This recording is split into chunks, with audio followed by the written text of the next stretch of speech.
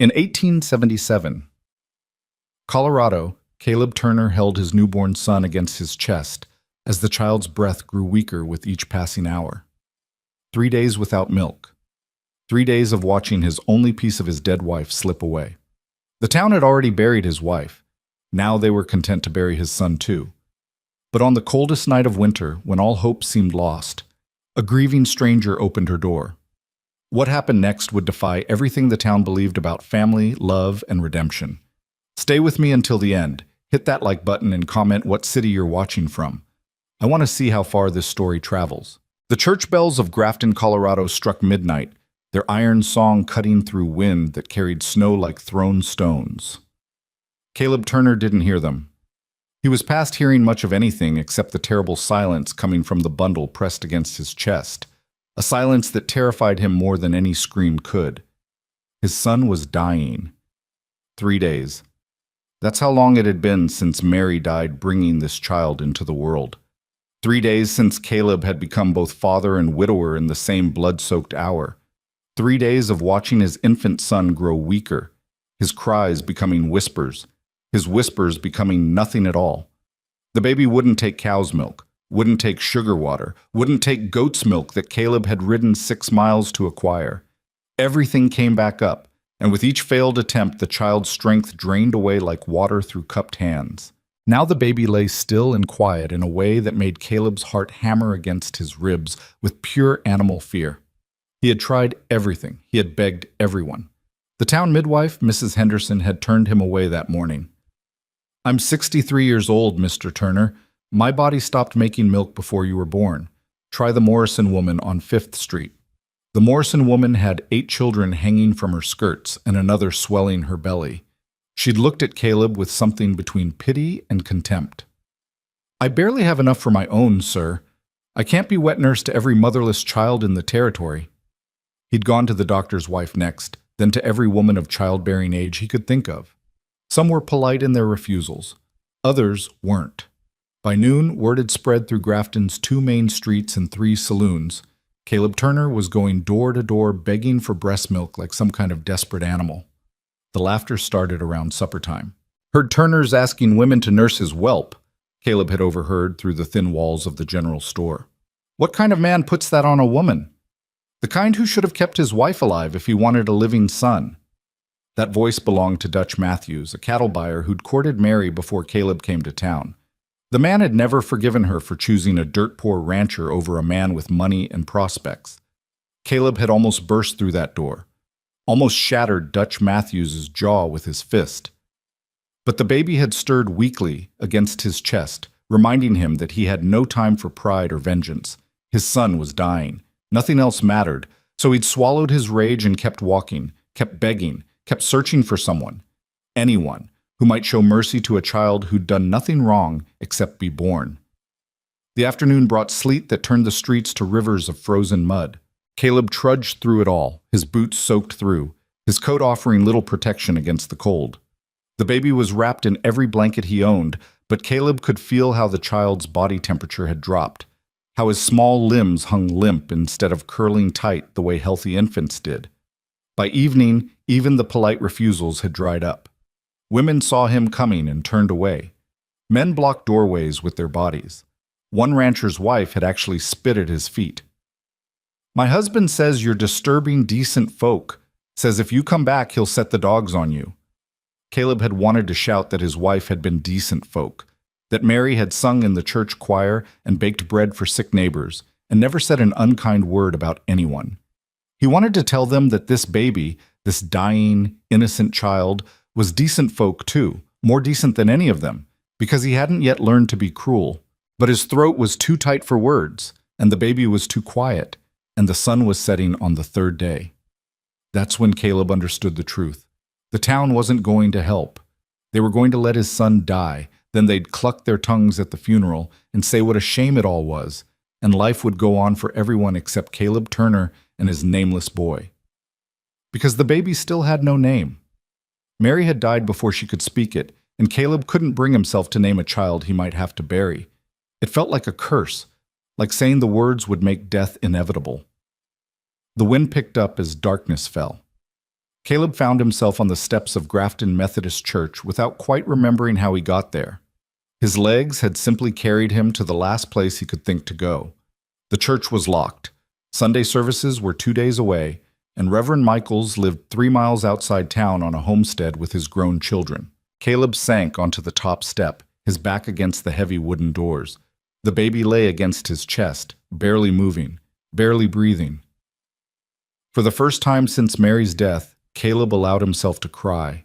Not the angry tears he'd shed over her grave, but helpless, broken sobs that came from somewhere deeper than grief. "I'm sorry," he whispered to the child. "I'm so sorry. I tried. God knows I tried." The baby's eyes were closed. His mouth hung slightly open. His skin had taken on a waxy pallor that Caleb had seen before on corpses laid out for burial. 3 days without proper nourishment had reduced the child to something barely alive, a collection of bones and skin and fading breath. Caleb thought about Mary, how she'd glowed during those last months of pregnancy, her hands always resting on her swollen belly, her face radiant with joy. "He's kicking," she'd say, pulling Caleb's hand to feel. "He's strong. He's going to be just like his father." But Caleb wasn't strong. If he was strong, he would have saved Mary. If he was strong, he would have found milk for his son. If he was strong, he wouldn't be sitting here on frozen church steps, holding a dying baby and admitting defeat. "Mr. Turner?" The voice cut through his spiral of despair. Caleb looked up, squinting against the snow, and saw a figure approaching through the darkness. A woman, her shawl pulled tight against the cold, carrying a lantern that swung with each step. "Mr. Turner, is that you?" He recognized the voice now, Margaret Flynn, the postmaster's daughter. She was maybe 22, 23 years old, unmarried, lived with her father above the post office. Caleb had spoken to her maybe twice in the year he'd lived in Grafton. "Miss Flynn." His voice came out rough, broken by cold and crying. She climbed the steps and held the lantern higher, casting light across his face. Her expression shifted from curiosity to alarm. "Lord have mercy, you're half frozen. And the baby—" She moved closer, peering at the bundle in his arms. "Oh no. Oh, Mr. Turner. He's dying." The words came out flat, factual. Caleb was beyond pretense. "I've tried everything, asked everyone. Nobody will help." Margaret's jaw tightened. "I heard about that. Heard people laughing about it, too." She paused, seeming to struggle with something. I can't help you the way you need. I don't have what the baby requires, but there's someone who might." Hope flickered in Caleb's chest, a painful thing, sharp as broken glass. "Who?" "Elena Moore. She lives in the old Dawson house on the east edge of town. Lost her own baby a couple months back.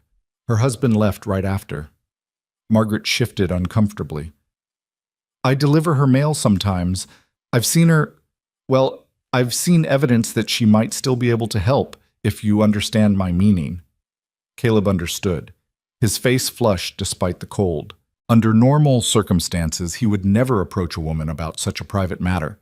But these weren't normal circumstances, and desperation had burned away his capacity for embarrassment.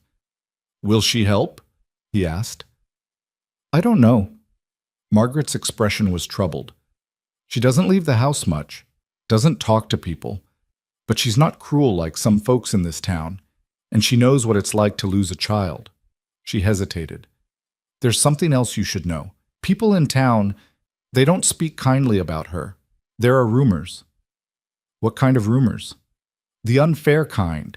The kind people tell about women who don't have husbands to protect their reputations." Margaret's voice turned sharp. "None of it's true as far as I can tell, but you should know what you're walking into." Caleb looked down at his son. The baby's chest was barely moving. Time was running out, if it hadn't run out already. "Where did you say the house was?" Margaret gave him directions. "East on Main Street, past the livery. Look for the only house with a blue door." "I can walk you there if you'd like." "No." Caleb struggled to his feet, his legs stiff from cold. "You've done enough. More than enough. Thank you." "I hope she helps you, Mr. Turner. I truly do." Margaret touched his arm briefly. "And I'm sorry about Mary. She was a good woman." Caleb could only nod. If he tried to speak about Mary, he'd break apart completely. He descended the church steps and turned east, following Margaret's directions. The wind had picked up, driving snow horizontally down the street. Caleb bent over the baby, trying to shield him from the worst of it. His own coat was thin, patched in several places, offering little protection. But discomfort was irrelevant. Pain was irrelevant. All that mattered was reaching the house with the blue door before it was too late. The streets of Grafton were nearly empty. Most sensible people had retreated indoors hours ago, gathering around stoves and fireplaces while the storm intensified. Yellow lamplight glowed in windows as Caleb passed, offering glimpses of families sitting down to supper, children playing on floors, couples talking over coffee. Normal life. The life he'd thought he would have with Mary. The baby stirred against his chest, a weak, fluttering movement that might have been breathing or might have been dying. Caleb quickened his pace, his boots slipping on ice, his breath coming in ragged gasps. Please, he thought, please let this woman help. Please let my son live. He wasn't sure who he was praying to. He'd never been a particularly religious man, though Mary had been. She'd believed in a loving deity who watched over his children. But if such a being existed, Caleb couldn't understand why Mary was dead and their baby was dying and the whole town had turned its back on their suffering. Still, he prayed. What else could he do? The livery stable loomed on his left, its doors shut tight against the cold. Caleb could hear horses moving in their stalls, their hooves shuffling on hay. Past the stable, the houses grew more scattered, separated by empty lots and frozen gardens. And there, through the driving snow, Caleb saw it. A small house set back from the road. Even in the darkness and storm, the door's blue paint was unmistakable. He stopped at the gate, suddenly aware of what he was about to do. He was going to knock on a strange woman's door in the middle of the night and ask her to nurse his infant son. He was going to intrude on her grief and privacy and ask for something desperately intimate. Under any other circumstances, it would be unthinkable, but the baby in his arms had gone completely still. Caleb pushed through the gate and stumbled up the path to the door. His hands were so cold he could barely form a fist to knock. When he finally managed it, the sound seemed to echo in the storm-muffled silence. No response. He knocked again, harder. "Please," he called out. "Please, I need help. My baby's dying." Still nothing. Caleb leaned his forehead against the door, fighting back panic. Maybe Margaret had been wrong. Maybe Elena Moore had left town. Maybe she was inside but refusing to answer. Maybe. The door opened so suddenly that Caleb nearly fell through it. A woman stood in the doorway, lamplight spilling around her silhouette. She was younger than he'd expected, maybe 30 at most, with dark hair pulled back and eyes that held a kind of exhausted wariness. "What do you want?" Her voice was flat, emotionless. "My baby." Caleb held out the bundle with shaking hands. "He's starving. Won't take cow's milk or anything else. I heard Margaret Flynn said that you could possibly." He couldn't finish. The words tangled in his throat. Elena Moore's expression didn't change. She looked at the baby, then at Caleb, then back at the baby. For a long moment she said nothing. Then, "Come inside. You're letting in the cold." She stepped back and Caleb entered a small, neat parlor. The house was warm, blessedly warm, heated by a stove that glowed in the corner. Simple furniture, clean floors, everything organized and tidy in a way that spoke of someone trying to maintain control over a life that had spiraled into chaos. Elena closed the door and turned to face him. In the better light, Caleb could see the shadows under her eyes, the tightness around her mouth. This was a woman who hadn't slept properly in weeks, a woman who'd survived something that should have broken her. "Let me see him," she said quietly. Caleb unwrapped the blankets with fumbling fingers. The baby lay exposed, his tiny chest barely rising, his skin that terrible waxy color. Elena drew in a sharp breath. "How long since he fed?" 3 days. Since my wife died giving birth to him." Elena's eyes met his then, and Caleb saw something flicker in their depths. Recognition, understanding, the terrible knowledge of what it meant to lose everything. "Put him on the table," she said, gesturing to a small dining table. Gently. Caleb obeyed, laying his son down on the smooth wood surface. Elena moved closer, her hands hovering over the baby without quite touching him.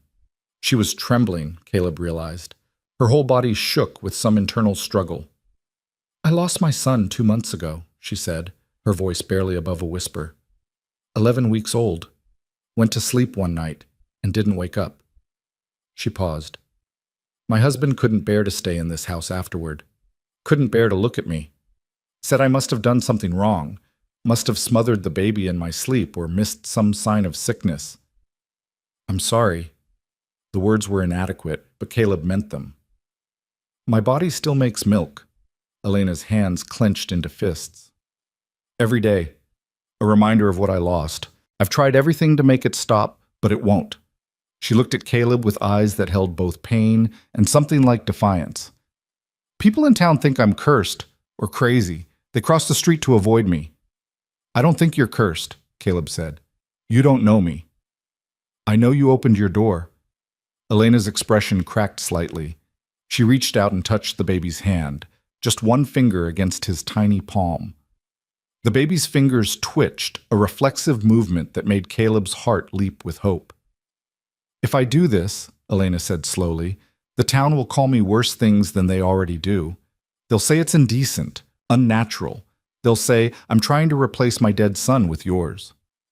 "I don't care what they say. You should, because they'll say things about you too. They'll question your intentions, your morals. They'll make your life hell." Caleb looked at his dying son. "My life is already hell. Let them talk." Elena was quiet for a long moment. Then she picked up the baby with careful, experienced hands. The kind of hands that had held an infant before, that knew how to support a fragile head, how to cradle a small body. "What's his name?" she asked. "He doesn't have one yet." Her eyebrows rose. 3 days old and no name? "I couldn't." Caleb's voice broke. "I couldn't name him if he was going to die." Elena's expression softened slightly. She looked down at the baby in her arms, this nameless child hovering between life and death. "Then we'd better make sure he lives." She moved to a rocking chair by the stove and sat down. Her hands were steady now, no longer trembling. She adjusted the baby's position, and Caleb realized what was about to happen. He turned away, giving her privacy. "You can stay," Elena said quietly. "He's your son. You have the right to watch." But Caleb couldn't. It felt too intimate, too sacred. So he stood with his back turned, listening to the rustle of fabric, the creak of the rocking chair, and then silence. Terrible, stretching silence. Caleb's heart hammered against his ribs. Had he been too late? Had the baby already slipped away? He started to turn, unable to bear not knowing. And then he heard it. A small sound, wet and rhythmic. The sound of a baby nursing. His son was drinking. His son was feeding. His son was alive. Caleb's legs gave out. He sank to the floor right there, his back against the wall, his face in his hands. The tears came again, but different this time. Not the helpless sobs of the church steps, but something deeper and more overwhelming. Relief, gratitude, joy so intense it hurt. Behind him, Elena spoke softly. "That's it. That's good. You're doing so well." Caleb didn't know if she was talking to the baby or to herself. Time passed. The storm outside intensified, wind howling around the eaves, snow piling against the windows. Inside, the stove's warmth filled the room, and the only sound was the gentle creak of the rocking chair and the quiet, steady rhythm of an infant feeding. Eventually, Elena spoke. "He's asleep." Caleb turned. Elena was still in the rocking chair, holding his son against her chest. The baby's face was relaxed, peaceful in a way Caleb hadn't seen since birth. His color had already improved, no longer that terrible waxy pallor, but something closer to the pink flush of health. "He took quite a lot," Elena continued. "He was desperately hungry, but he kept it down. That's the important thing." Caleb approached slowly, hardly daring to believe what he was seeing. His son. Alive. Sleeping. Saved. "I don't know how to thank you," he managed. "You don't need to thank me." Elena looked down at the baby with an expression Caleb couldn't quite read. He needed help. I could provide it, that's all. But it wasn't all, and they both knew it. What had happened in this room went beyond simple charity. It was something more profound, more complicated. Two people devastated by loss, connected by a child who refused to die. "He'll need to feed again," Elena said. "Probably in a few hours. Newborns eat frequently." Caleb's relief turned to uncertainty. "I can't ask you to—" "You're not asking. I'm offering." Elena's voice was firm. "This baby needs consistent nourishment, not sporadic feedings whenever you can find someone to help. For the next few weeks at least, he needs to eat every few hours, day and night." "I'll pay you," Caleb said quickly. "I don't have much, but I have a small ranch outside town. Cattle, chickens. I can bring you eggs, milk, meat. I don't want payment." "Then what do you want?" Elena looked at him directly. "I want to keep this baby alive. That's all I want." There was something in her voice, a fierce determination that Caleb recognized because he felt it too. The desperate need to save this one small life when they'd both failed to save the ones they loved most. "All right," Caleb said. "Then we'll keep him alive together." Elena nodded once, brisk and businesslike, as if they'd just concluded a practical arrangement rather than something that would change both their lives forever. She stood carefully, supporting the baby's head, and handed him back to Caleb. "You should rewrap him warmly. The storm's getting worse. You'll need to protect him on the walk back." "Back?" Caleb looked toward the window, where snow was now falling so thick he could barely see the fence line. "I can't take him back out in this." "Where are you staying?" "Old boarding house on 3rd Street. Mrs. Carmichael's place." Elena frowned. "That's half a mile at least, and the baby needs to stay warm, needs to feed again in a few hours." She hesitated, clearly struggling with propriety. "You could stay here, just for tonight. There's a spare room. It's small, but it has a bed and it's warm."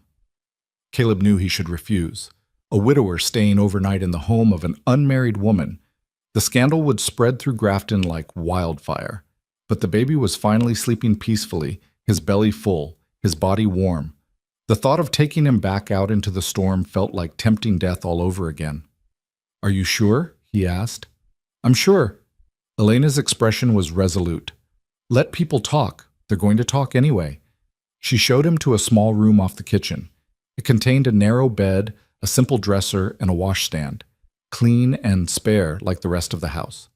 Caleb laid his son on the bed and unwrapped him carefully, checking for any signs of distress. But the baby slept on, his breathing steady and strong. "There are extra blankets in the dresser," Elena said from the doorway, "and water in the pitcher if you need to wash. I'll wake you when he needs to feed again." "You don't have to do that. I can—" "Mr. Turner." Elena's voice was gentle but firm.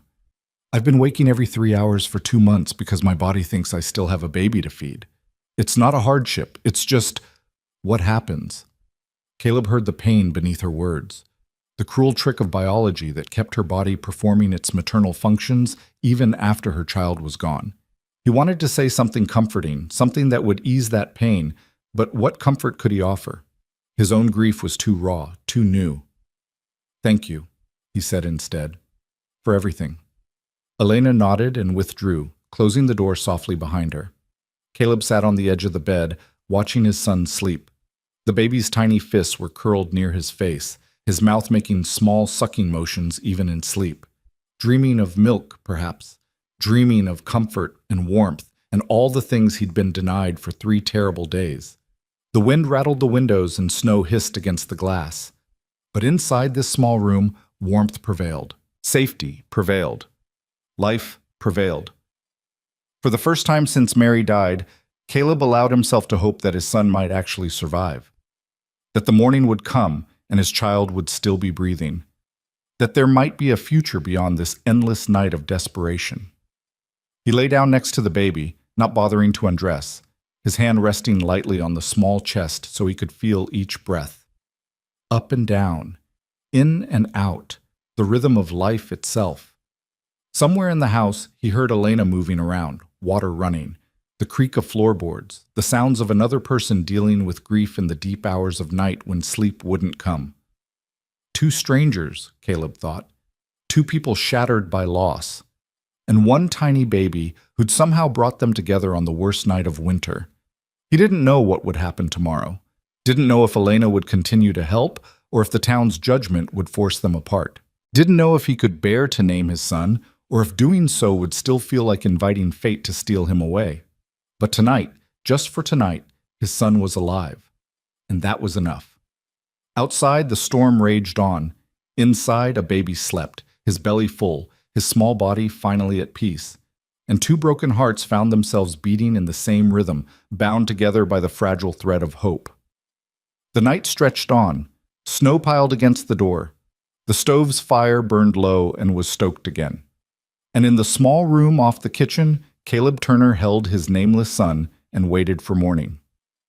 Whatever came next, they would face it together. All three of them. Dawn came late and gray, filtered through clouds that still hung low over Grafton.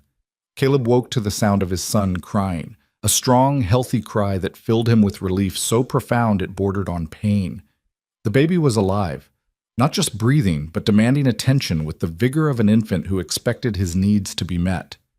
Caleb picked him up, marveling at how different the child felt compared to last night. There was strength in those small limbs now, tension in the body, instead of that terrible limpness. The baby's face had color, his eyes bright with hunger and indignation. A soft knock came at the door. "Mr. Turner, may I come in?" "Yes." Elena entered, already dressed for the day in a simple gray dress, her hair neatly pinned. She looked tired, exhausted really, but there was something different about her face, a softness that hadn't been there last night. "He's hungry," Caleb said unnecessarily. "I can hear that." Elena approached and held out her arms. "May I?" Caleb handed over the baby, watching as Elena settled into the room's single chair and began the process of feeding. He turned away again, offering privacy, but Elena's voice stopped him. "You don't have to keep doing that, turning away, I mean." Her tone was matter-of-fact. "This is how babies eat. It's natural. You're going to see it dozens of times in the coming weeks if we're going to keep him healthy." She was right, of course, but years of propriety were hard to shake, even in desperate circumstances. Caleb compromised by sitting on the edge of the bed, his gaze fixed on the window rather than on Elena. "Did you sleep?" he asked. "Some. Not much." She paused. "Did you know you talk in your sleep?" Caleb felt heat rise to his face. "I didn't. What did I say?" "Mary, you kept apologizing to someone named Mary." Elena's voice was gentle. "Your wife?" "Yes." The word came out rough. "I keep thinking if I'd done something different, gotten the doctor faster, been more insistent about—" He stopped, unable to continue. "She died in childbirth?" "The baby was breech. Took 12 hours. The doctor said there was nothing anyone could have done differently, but I can't help thinking that you failed her." Elena finished the thought. "I know. I think the same thing about my son, that I must have missed something, some sign that he was sick, some way I could have saved him." They sat in silence for a moment, two people who understood that particular flavor of guilt, the kind that comes from surviving when someone you love didn't. "My husband blamed me," Elena continued quietly. "Said I must have rolled onto the baby in my sleep. Never mind that I hardly slept at all those first weeks, that I checked on him constantly. He needed someone to blame, and I was there." "Where is he now, your husband?" "Denver, last I heard. Left 2 days after we buried our son. Took everything of value except this house. It was in my family, so he couldn't sell it. Sent divorce papers a month later."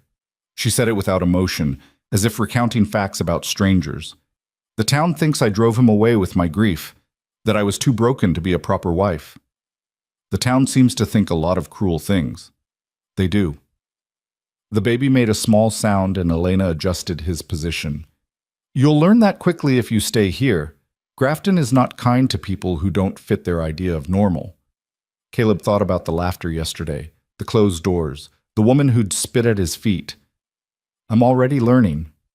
"Then you should also know that if word spreads about you staying here last night, people will assume the worst, about both of us." "Let them assume." Caleb's voice came out harder than he intended. "I don't care what they think. My son was dying. You saved him. Nothing else matters." Elena looked at him then, really looked at him, and something passed between them, an understanding. a recognition that they'd both moved beyond caring about social niceties and into a territory where only survival mattered. "He's finished," she said, lifting the baby to her shoulder and patting his back gently. A small burp emerged, making them both smile slightly. "He's a good eater, strong. Like his mother." Caleb's throat tightened. "Mary was the strongest person I knew. She worked the ranch right up until the day before he was born. Never complained, never asked for help she didn't need." "She sounds remarkable." She was.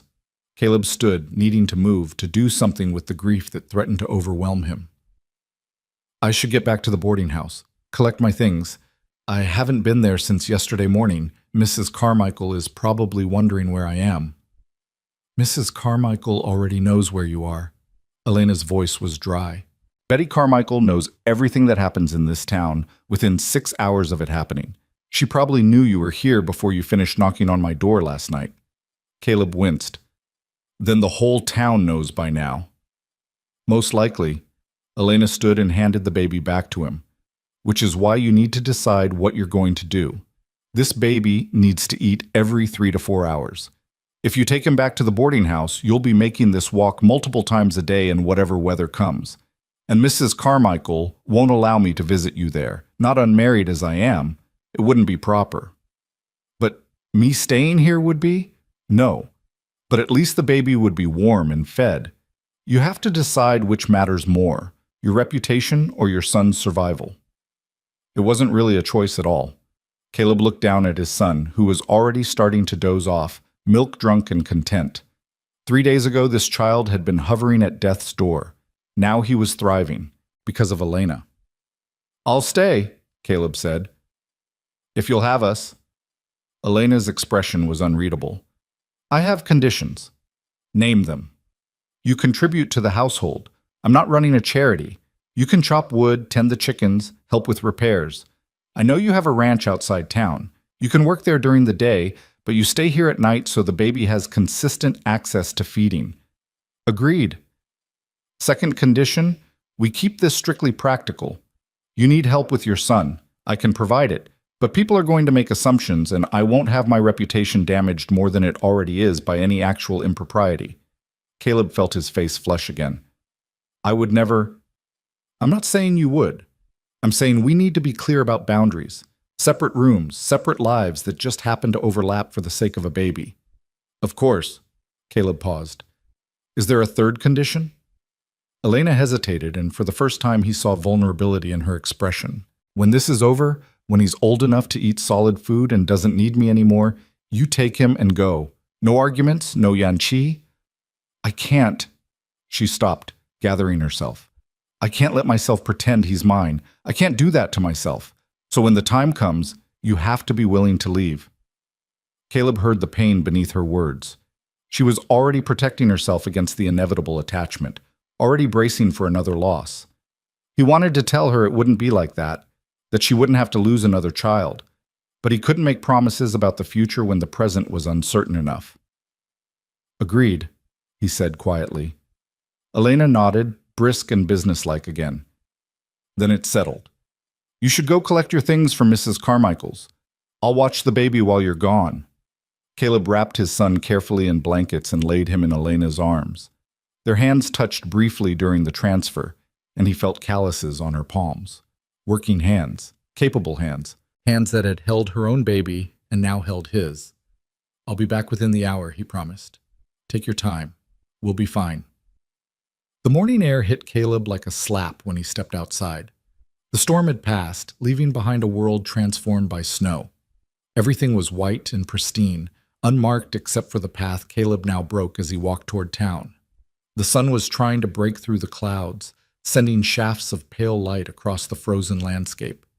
It was beautiful in the way that only winter mornings could be, and Caleb felt a stab of grief that Mary would never see it, would never see their son grow, would never know that the baby had survived his first terrible days.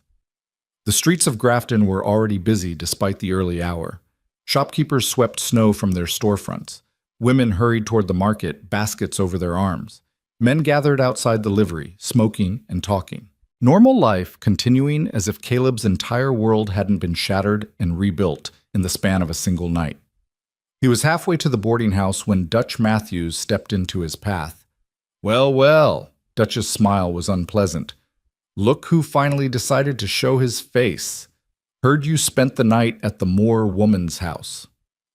Caleb kept walking. Get out of my way. That's mighty ungrateful, Turner. I'm just concerned about your well-being and your son's. Can't be healthy, exposing an infant to a woman like that. Caleb stopped. A woman like what? You know what they say about her. Dutch's voice carried, and Caleb realized they'd drawn an audience. Several men had stopped to watch. A woman across the street pretended to examine her shopping while clearly listening. Husband left her. Baby died under suspicious circumstances. Some folks think... Caleb's fist connected with Dutch's jaw before he'd consciously decided to throw the punch. Dutch went down hard, landing on his back in the snow. Blood bloomed from his split lip, bright red against white. Finish that sentence, Caleb said quietly. I dare you. Dutch scrambled backward, his hand going to his mouth. You're crazy. You assaulted me. You implied that woman killed her own baby. That's not just cruel. It's a lie. Caleb's voice shook with fury. Elena Moore lost her child the same way my wife and I almost lost ours, through no fault of her own, and she opened her door to a stranger in the middle of the night and saved my son's life when the rest of this town turned their backs. So yes, I stayed at her house, and I'll keep staying there as long as my boy needs her help. Anyone who has a problem with that can say it to my face. He looked around at the gathered crowd, meeting each person's eyes in turn. Some looked away, ashamed. Others stared back with judgment written plain on their faces. Caleb didn't care. Let them judge. Let them talk. His son was alive, and that was all that mattered. He stepped over Dutch and continued toward the boarding house, his knuckles throbbing. Behind him, he heard the murmur of conversation starting up again, Dutch's voice rising in indignation. Caleb ignored it all. Mrs. Carmichael was waiting in the front parlor when he arrived, her expression somewhere between concern and disapproval. She was a stout woman in her 50s, a widow herself, who'd run the boarding house for nearly 20 years. She had a reputation for strictness, but also for basic decency, which was why Caleb had chosen to stay there when he first arrived in Grafton with Mary. Mr. Turner, her voice was carefully neutral. I heard about your son. I'm glad he's improving. Thank you. Caleb headed for the stairs. I also heard where you spent the night. He stopped, turned back. I'm sure you did. I don't judge you for it, Mrs. Carmichael said, surprising him.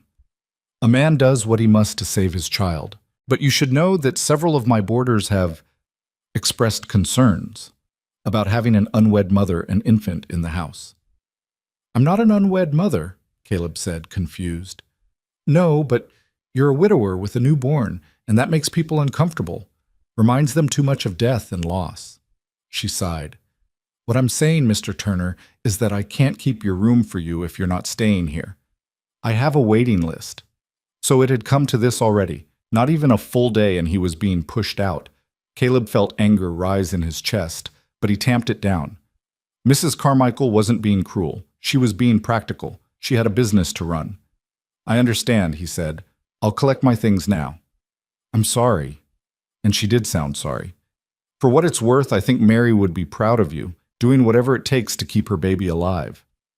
The words hit harder than Caleb expected. He had to look away, blinking against sudden moisture in his eyes. Thank you for that. Thank you for... His room was on the second floor, small and spare. He'd only been staying here for a week since Mary had gotten too pregnant to make the trip from their ranch into town comfortably. They'd planned to stay until the baby was born, then return home as a family. Instead, Caleb was packing alone, preparing to move into a stranger's house because his wife was dead and his son needed milk to survive. He gathered his few possessions quickly. A spare set of clothes, his shaving kit, the leather satchel Mary had given him on their wedding day, a photograph of the two of them taken in Denver on their honeymoon, the only photograph he owned. He wrapped it carefully in a shirt before tucking it into the satchel. The last thing he packed was Mary's Bible. She'd been reading from it the night before she went into labor, marking passages she wanted to share with their child when he was older. Caleb opened it now, seeing her handwriting in the margins. Notes and prayers and little observations about life. One passage was marked more heavily than the others, underlined twice. Love bears all things, believes all things, hopes all things, endures all things. Mary had believed that, had lived it. And now Caleb had to do the same. Bear the grief, believe his son would survive, hope for a future beyond this pain, endure whatever came. He closed the Bible and packed it away. Mrs. Carmichael was still in the parlor when he came down. She handed him an envelope. "This arrived for you yesterday. I forgot to mention it with everything else going on." Caleb recognized the handwriting, his brother's from Montana. He tucked it into his coat pocket to read later. Right now, he needed to get back to Elena's house, back to his son. "Thank you for everything, Mrs. Carmichael. You were kind to Mary. I won't forget that. Take care of that baby, Mr. Turner, and yourself." The walk back to Elena's house seemed longer than the walk away from it. Caleb's satchel wasn't heavy, but the weight of what he was doing pressed down on him with each step. He was moving in with a woman he'd only met last night, a woman whose husband had abandoned her, whose baby had died, whose reputation was already in tatters. They would be living under the same roof, sharing space, sharing the care of his infant son. The town would talk. They'd assume things. They'd make both their lives harder than they already were. But what choice did he have? His son needed to eat. Elena could feed him. The math was that simple and that complicated. Elena was in the kitchen when he arrived, peeling potatoes at the table. The baby lay in a basket nearby, awake and alert, making the small gurgling sounds that newborns make. He looked so different from the dying child Caleb had carried through the storm. So alive. "You're back," Elena said without looking up from her work. "I am." Mrs. Carmichael gave up my room. Caleb set down his satchel. "So I'm officially homeless except for here in the ranch." "The ranch is how far?" 6 miles north. Small operation, 50 head of cattle, some chickens, a vegetable garden that Mary tended. There's a cabin, barn, well. Nothing fancy, but it's ours." He paused. "Mine, I mean." Elena's hand stilled on the potato. "You could bring the baby there. I could come out during the day to feed him." 6 miles each way, multiple times a day, in this weather? Caleb shook his head. "That's not practical. Besides, the cabin needs work. The roof was leaking before Mary died. I haven't had time to fix it, and there's no one else out there if something goes wrong." "So you're staying here?" "If you'll still have us." Elena resumed peeling, her movements quick and efficient. "I already told you my conditions. As long as you abide by them, you're welcome to stay." "I'll abide by them." Caleb moved closer to the basket, looking down at his son. The baby's eyes tracked movement now, following sounds, growing stronger by the hour. "I should give him a name. It feels wrong to keep calling him the baby." What would Mary have wanted? Caleb thought about that. They'd discussed names during the pregnancy, but never settled on anything definite. Mary had favored family names. Her grandfather's name was Thomas. Caleb's father was James. But Caleb found himself thinking of something else entirely. "Samuel," he said softly. "It means heard by heaven." Mary used to say that about our prayers, that they were heard, even when the answers weren't what we wanted. Elena looked up from her work. "Samuel Turner. It's a good name. Strong." Samuel James Turner. Caleb reached down and touched his son's tiny hand. "After my father." The baby, Samuel, wrapped his fingers around Caleb's thumb with surprising strength. Such a small gesture, but it felt like a promise, like a commitment to survival. "He's going to need more clothes," Elena observed, "and diapers. What you have won't be enough if you're staying here long term. I have some things at the ranch. I can ride out there tomorrow, bring back what we need. Make a list of everything. Don't forget blankets. It's going to stay cold for months yet." Elena returned to her potatoes. "There's paper and pencil in the desk by the window." They fell into an awkward rhythm then, working in parallel. Elena preparing food, Caleb making lists and trying to anticipate what a baby would need for the coming weeks. The silence between them wasn't comfortable exactly, but it wasn't hostile either. It was the silence of two people learning to occupy the same space, feeling out boundaries, figuring out how to coexist. Around midday, Samuel started to fuss. Elena wiped her hands and picked him up, settling into the rocking chair by the stove. Caleb tried not to watch, but found his gaze drawn anyway. There was something about the picture they made, woman and child, the ancient ritual of feeding, that stirred complicated emotions in his chest. Grief, because Mary should have been the one doing this. Gratitude, because Elena was keeping his son alive. And something else, something he couldn't quite name, a sense of rightness that felt wrong to acknowledge. "Tell me about your ranch," Elena said, breaking the silence. "What made you choose Colorado?" Caleb was grateful for the distraction. "Cheap land, open space. Mary and I came from Ohio originally. Her family ran a dry goods store. Mine worked in a mill. We wanted something different, wanted to build something of our own." "That must have been hard, starting from nothing." "It was. First winter nearly killed us. We lost half our cattle to the cold and didn't have money to replace them. Mary got sick, pneumonia. I thought I'd lose her." He paused, remembering those desperate weeks. But she pulled through. She always pulled through, until she didn't. "My husband and I came from Illinois," Elena offered. "He had this idea that he could strike it rich in the silver mines. Spent 2 years breaking his back underground before admitting it wasn't going to happen. We moved to Grafton so he could work for the railroad. He hated it, hated this town, hated being ordinary." "Is that why he left? After the baby died?" "Partly, but mostly he left because I reminded him of failure. Our son dying felt like one more thing he couldn't fix, couldn't control. Easier to blame me and start over somewhere else." Caleb heard the bitterness in her voice, carefully controlled but present nonetheless. "His loss?" he said. "Any man who'd abandon his wife after losing a child isn't worth mourning." Elena's eyes met his, surprised. "That's kind of you to say." "It's not kind. It's true." They looked at each other for a long moment, two people who understood loss in ways they'd never wanted to. Then Samuel made a small sound, and Elena looked away, returning her attention to the baby. The afternoon passed slowly. Caleb made himself useful, chopping wood for the stove, checking the roof for damage from last night's storm, fixing a loose board on the front steps. Physical work felt good after days of helpless worry. It gave him something to do with his hands, his energy, his need to feel productive. Elena watched him from the window at one point, her expression unreadable. When he came back inside, she had coffee waiting. "You don't have to work so hard," she said. "I told you to contribute, but I didn't mean you had to rebuild my entire house in one day." "Keeps me busy. Keeps me from thinking too much." Caleb wrapped his hands around the warm cup. "Besides, you're feeding my son. Chopping some wood is the least I can do." "I'm not feeding him for you. I'm feeding him for him." Elena's voice was firm. "Don't make this transactional. It's not." "Then what is it?" She was quiet for a moment. "Survival. For all three of us. You need help keeping your son alive. I need a reason to get up in the morning. Samuel needs milk. Those three things happen to intersect at the right moment."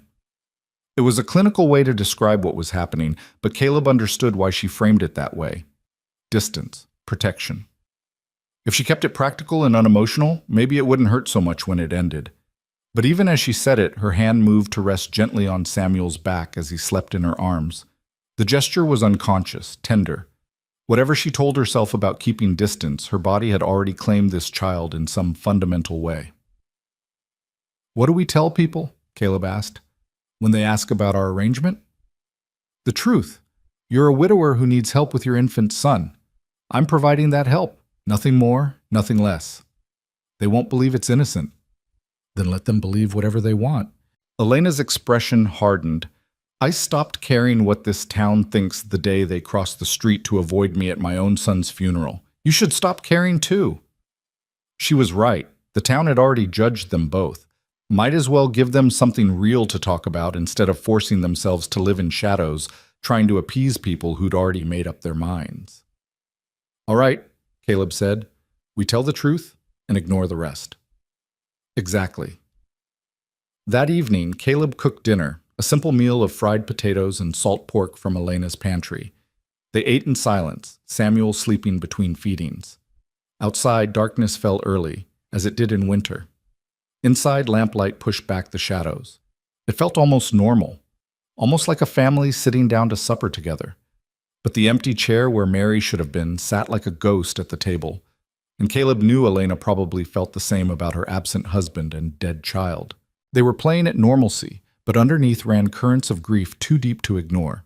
After dinner, Elena fed Samuel again while Caleb washed dishes. He heard her humming softly, a lullaby perhaps, or just a tune to soothe the baby. The sound was achingly beautiful and impossibly sad. When she finished, she handed Samuel to Caleb. "You should have some time with him before bed. He needs to know his father's voice, his father's touch." Caleb took his son, still amazed by how light he was, how fragile and strong at the same time. He carried Samuel to the small room that was now theirs and sat in the single chair, cradling the baby against his chest. "Your mama would have loved you so much," he whispered. "She waited for you for so long, wanted you so badly. She'd be so proud of how strong you are." Samuel's eyes were open, dark and unfocused, but seeming to look at Caleb nonetheless, learning his father's face, building memories that wouldn't truly form for months yet, but somehow mattered anyway. "We're going to be okay," Caleb promised. "I don't know how yet, but we will. We'll figure it out. You and me." And Elena, he thought, but didn't say.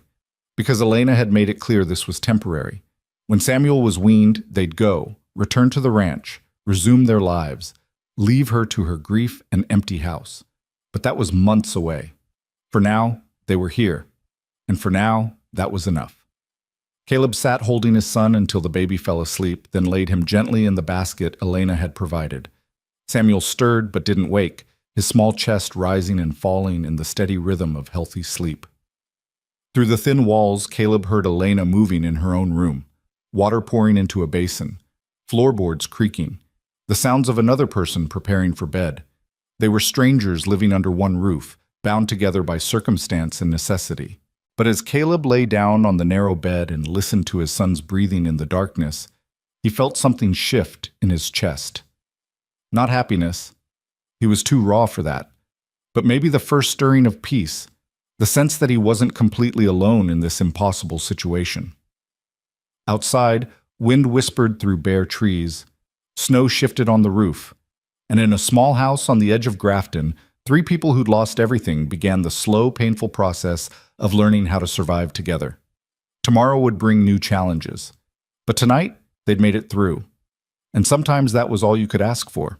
The days that followed established a rhythm neither of them had anticipated. Samuel woke every 3 hours like clockwork, his cries pulling both adults from whatever tasks occupied them. Elena would appear from wherever she was, the kitchen, the garden, her bedroom, and take the baby without a word. Caleb learned to recognize the different tones of his son's cries. Hunger, discomfort, the need to be held. But it was Elena who could soothe him fastest, her practiced hands knowing exactly how to position him, exactly how much pressure to use when patting his back. By the end of the first week, Caleb had ridden out to the ranch 3 times, each trip bringing back more supplies. Clothes that Mary had sewn for the baby, never worn, blankets she'd quilted during the long winter evenings, her rocking chair which Caleb set up in the parlor because Elena's was too small and uncomfortable for extended use. He couldn't bear to leave these things at the ranch, gathering dust in a cabin that echoed with Mary's absence. Elena accepted each item without comment, though Caleb saw her fingers linger on the stitching of Mary's quilts, tracing the careful patterns. She was a woman who understood what it meant to pack away a dead child's belongings. She handled Mary's handiwork with the reverence it deserved. The town's reaction came faster than either of them expected. By the second day, women Caleb had never spoken to were crossing the street to avoid him. By the third, someone had left a note nailed to Elena's door. Harlot. 4 letters, vicious in their simplicity. Elena had torn it down before Caleb could see it, but he'd found the crumpled paper in her kindling box that evening. "Ignore them," Elena said when he confronted her about it. "I told you this would happen." "That doesn't make it right." "No, but getting angry won't change it either." She was folding diapers at the table, her movements precise and controlled. "Save your energy for things that matter." But Caleb saw the way her jaw tightened when she went into town for supplies. how she kept her eyes down and her interactions brief. The cost of helping him was higher than she'd admitted, and it was growing daily. On the 8th day, Reverend Michaels came calling. Caleb was in the yard splitting wood when the Reverend's buggy pulled up. The older man climbed down carefully, his boots crunching in the snow. He was maybe 60, thin and gray-haired, with the kind of face that had seen too much hardship to judge others harshly. Or so Caleb had thought. "Mr. Turner," the Reverend's voice was neutral. "Might I have a word?" Caleb set down the axe. "Of course." "I heard about your wife. I'm deeply sorry for your loss. Mary was a good woman." "She was." "And I understand your son nearly died, that you found help here." The Reverend glanced toward the house. "With Mrs. Moore." "That's right." Caleb kept his voice level. "She saved my son's life." "I don't doubt her kindness, but I'm concerned about the arrangement you've made. Living here, unmarried, with an infant. People are talking, Mr. Turner. The talk isn't kind. People talked about Job too, as I recall. Didn't make them right." The Reverend's expression tightened. "This isn't about righteousness.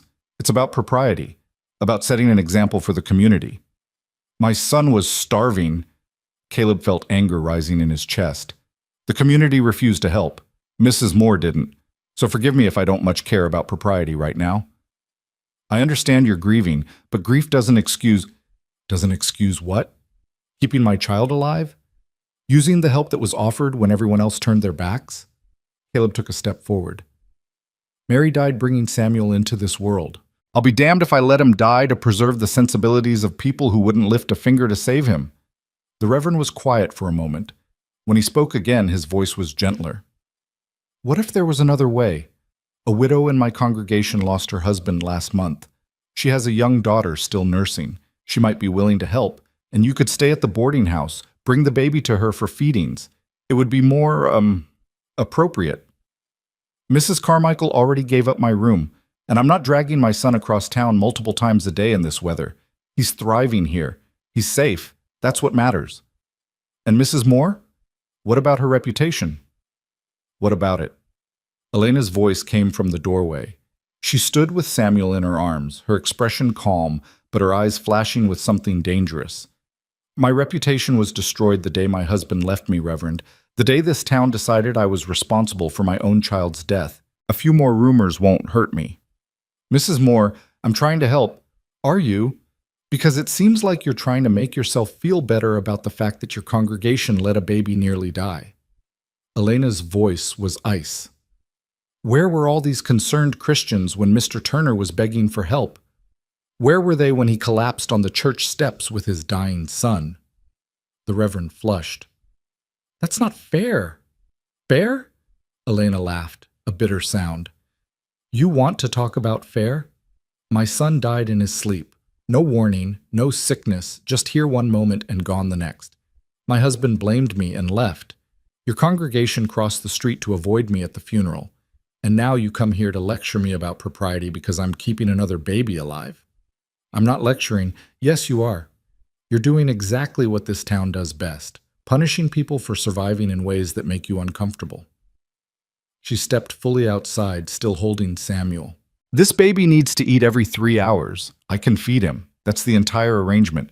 If that offends your sense of decency, Reverend, then perhaps you should examine why feeding a hungry child strikes you as indecent." The Reverend opened his mouth, then closed it. He looked between Elena and Caleb, seemed to realize he'd lost this battle before it began. "I'll pray for you both," he said finally. "Pray for yourself," Elena replied. "We're fine." They watched him drive away in silence. Only when the buggy had disappeared down the road did Elena's shoulders slump slightly. Samuel stirred in her arms, making small, unhappy sounds. "He's hungry," she said quietly. "I should feed him." She went inside without another word. Caleb stood in the yard for a long moment, staring at the Reverend's tracks in the snow. The man had meant well, probably, but good intentions counted for nothing when they came wrapped in judgment. Inside, Elena was already settled in Mary's rocking chair, Samuel nursing contentedly.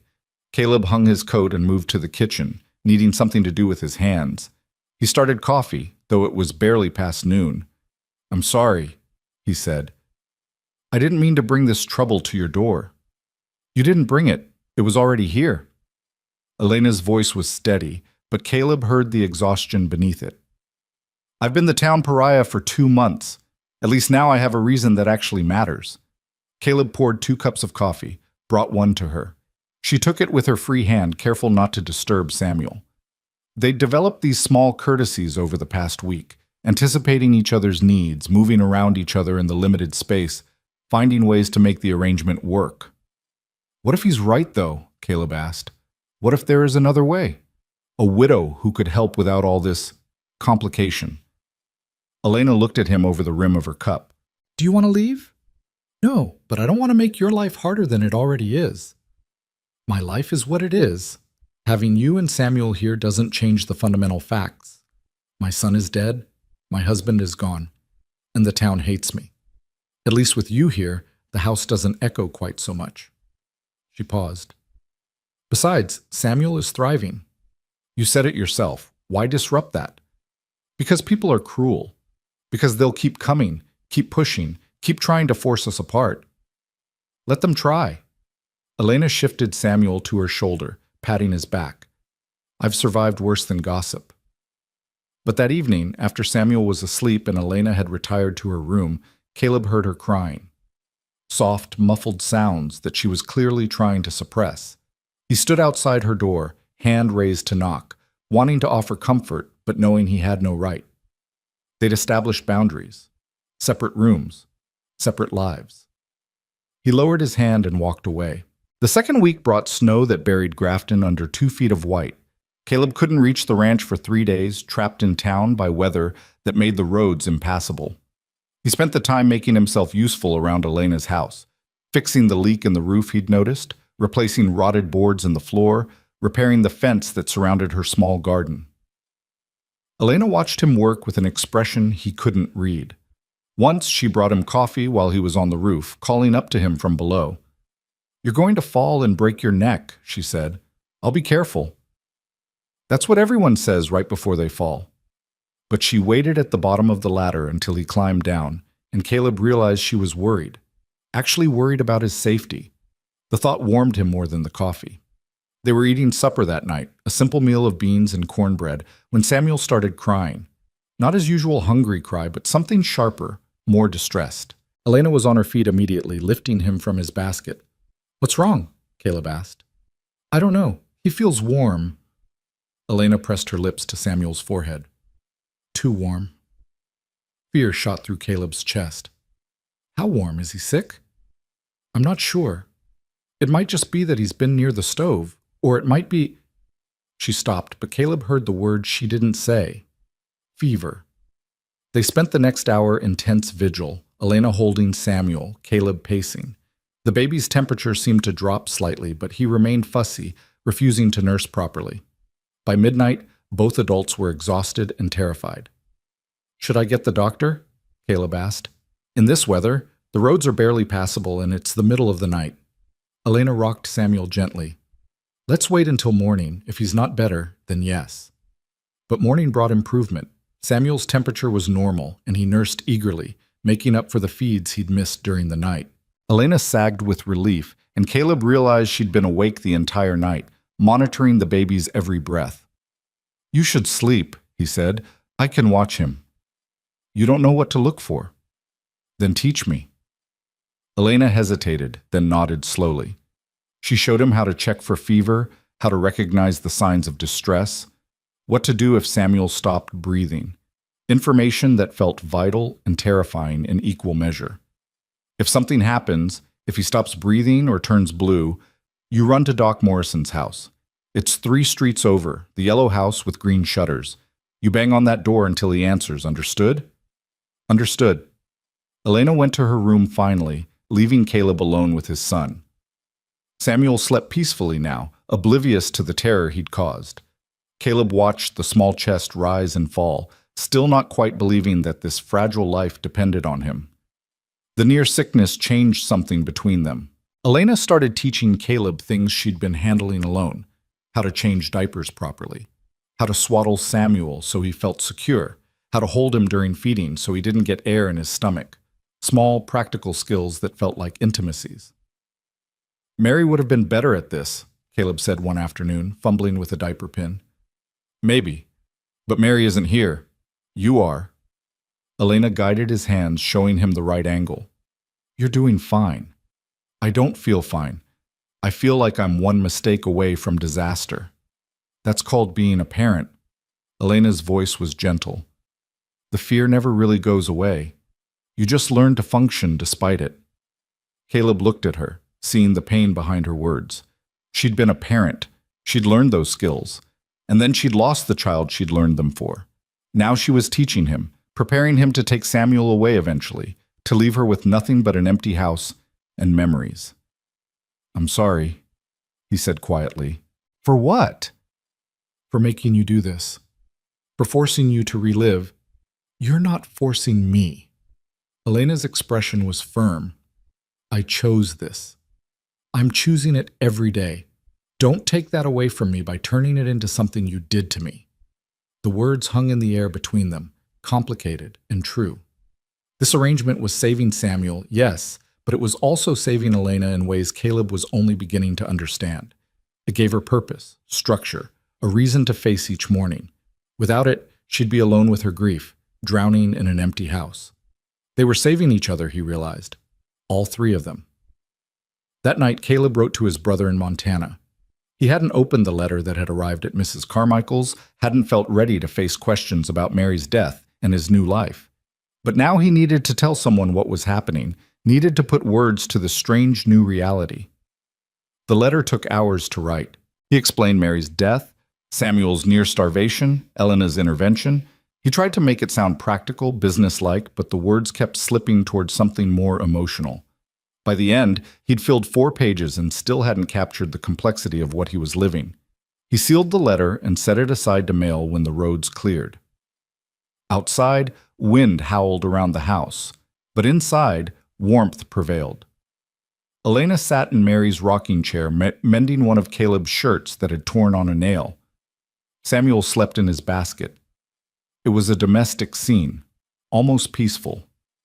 But 3 days later, the fragile peace shattered. Caleb had gone to town for supplies, leaving Samuel with Elena as usual. He was at the general store, paying for flour and coffee, when Dutch Matthews walked in with 2 other men Caleb didn't recognize. Dutch's jaw was still bruised from where Caleb had hit him, a purple and yellow reminder of their encounter. Well, if it isn't the widower, Dutch said loudly. How's your little arrangement working out, Turner? More woman keeping you warm at night? Caleb set down his purchases carefully. Watch your mouth. Or what? You'll hit me again? Dutch grinned. I've got witnesses this time. You lay a hand on me and Sheriff Bennett will lock you up. Then I guess you're safe to say whatever poison you want. It's not poison if it's true. Everyone knows what's going on in that house. Widower and widow playing house, using a baby as an excuse. Caleb's fist was already moving before Dutch finished the sentence. This time, Dutch was ready, dodging sideways. One of the other men grabbed Caleb's arm, twisting it behind his back. That's assault, Dutch said, touching his jaw where Caleb's fist had grazed it. Sheriff! Someone get Sheriff Bennett! The sheriff arrived within minutes, a heavy-set man in his 50s who'd seen too many bar fights to be impressed by this one. He looked at Caleb with disappointment rather than anger. Mr. Turner, this isn't like you. He was insulting Mrs. Moore. I was stating facts, Dutch interjected. Man's living in sin with a woman not his wife, using his baby as a shield. That's enough. The sheriff held up a hand. Dutch, get out of here before I arrest you for disturbing the peace. Turner, you come with me. We need to talk. They walked to the sheriff's office in silence. Once inside, Bennett poured 2 cups of coffee and gestured for Caleb to sit. I'm not going to arrest you, Bennett said, but I can't have you starting fights every time someone says something you don't like. He called her. I know what he called her, and he's wrong, but hitting him won't change his mind, and it won't stop others from talking. The sheriff leaned back in his chair. I knew your wife. Mary was good people, and I know Elena Moore has had a rough time of it. But the situation you're in, it's causing problems. Oh, my son was dying. She saved him. What was I supposed to do? I'm not saying you did wrong. I'm saying you need to be smart about how you handle the aftermath.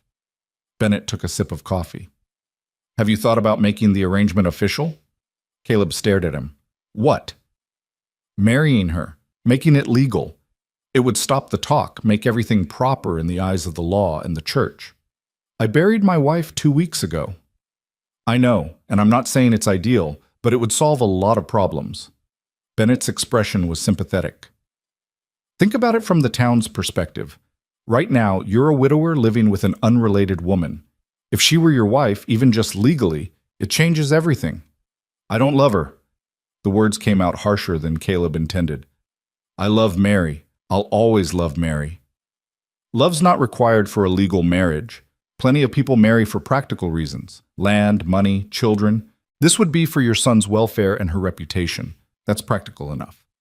Caleb stood abruptly. I need to go. Think about it, Bennett called after him. Before this situation gets worse. Caleb walked back to Elena's house in a daze, the sheriff's words echoing in his head.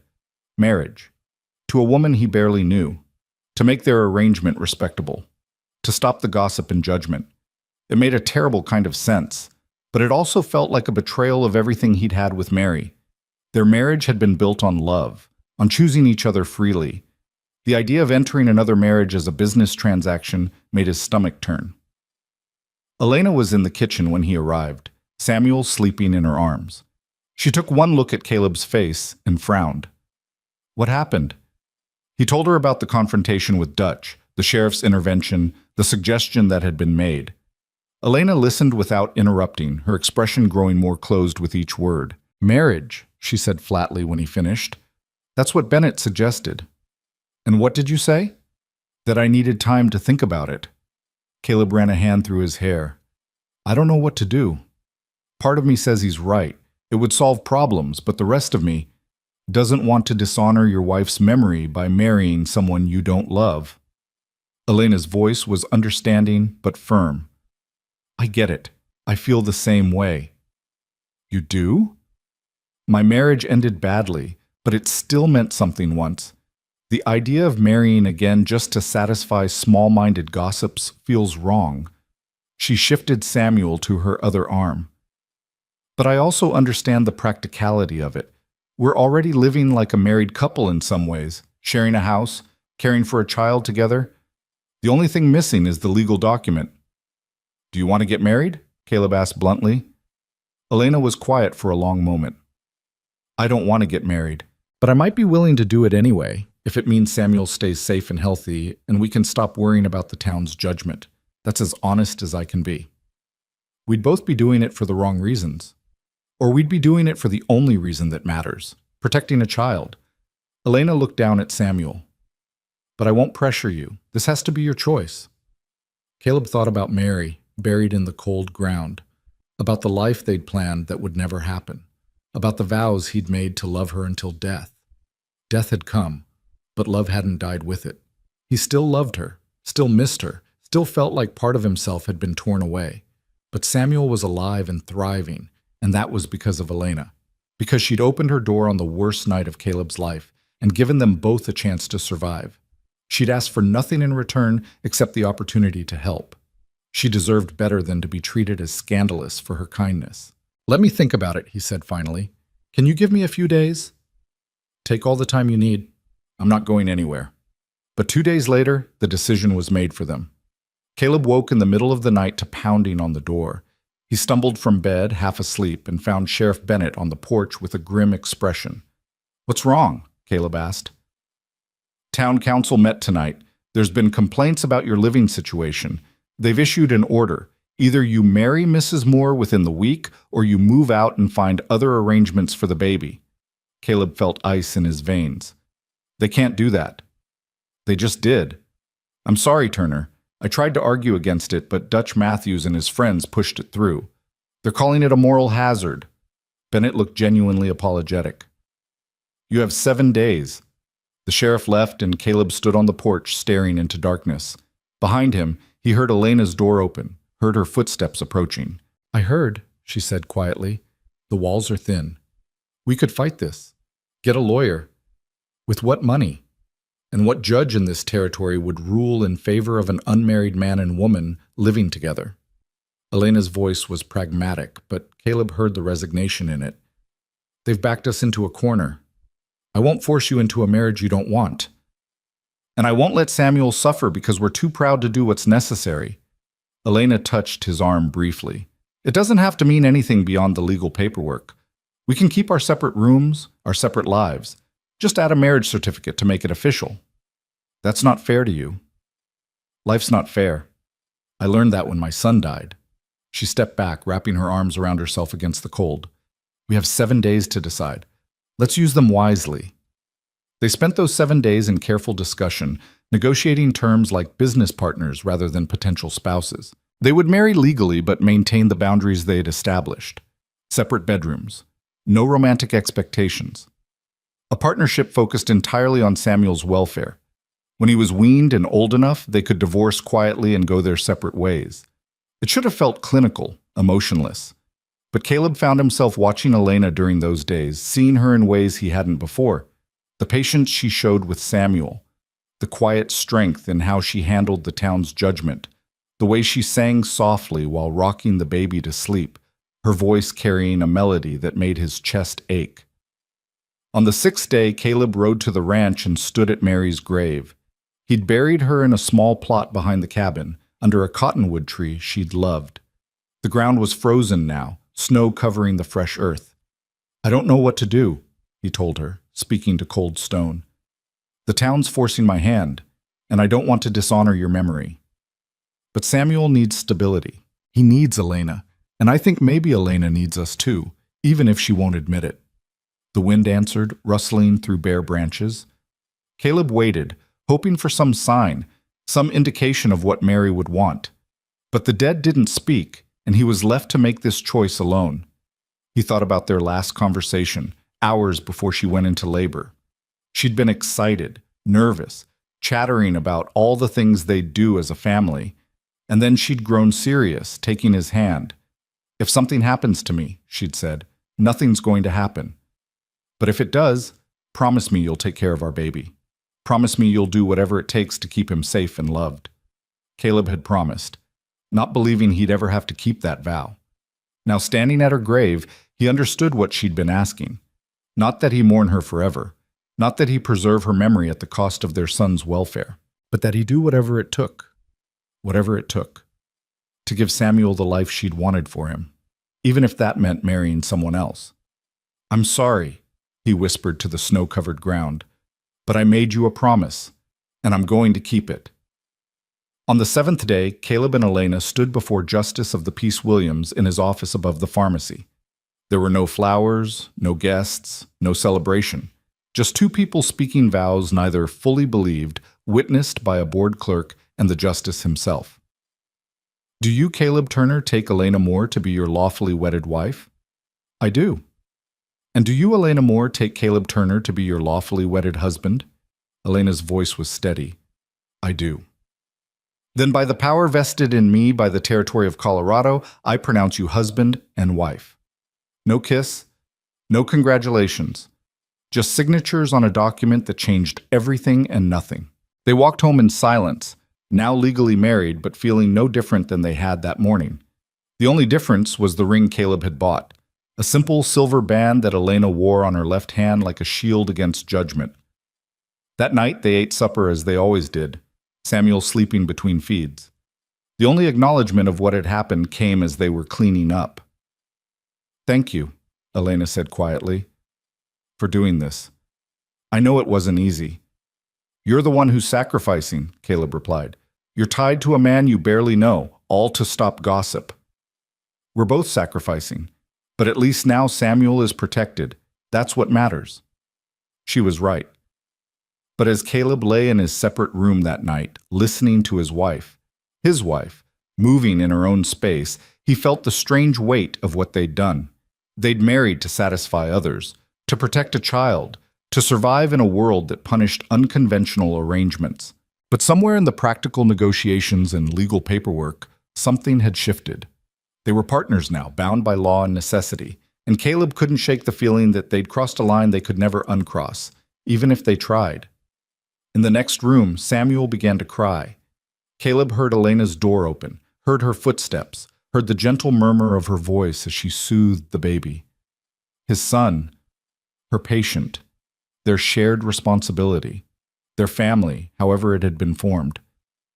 Caleb closed his eyes and tried not to think about what Mary would say if she could see him now.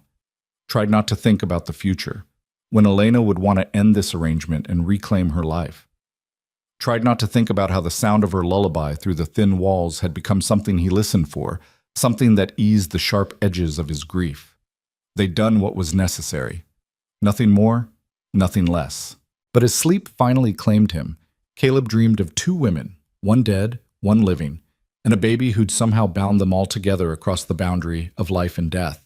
And when he woke to Samuel's cry in the darkness, it was Elena's voice he heard answering, steady and sure, promising comfort to a child who would never remember this time, but who was being shaped by it nonetheless. 7 days. That's all it had taken to go from strangers to married partners. 7 days to build something that looked like a family from the outside, even if the inside was still hollow with grief and uncertainty. But it was enough. For now, it was enough. The marriage certificate changed nothing about their daily routine, but it changed everything about how Grafton treated them. The hostile stares softened slightly. Women still crossed the street, but now they nodded curtly instead of looking away entirely. Dutch Matthews kept his distance, though his eyes still followed Caleb with barely concealed contempt whenever their paths crossed. Respectability, Caleb learned, was a thin veneer easily applied by a piece of paper and just as easily stripped away by circumstance. 3 weeks into the marriage, Elena received a letter from her sister in Illinois. Caleb found her in the kitchen that afternoon. The letter crumpled in her fist, her face pale and tight with anger. "What's wrong?" he asked. Elena smoothed the letter out on the table, her hands shaking slightly.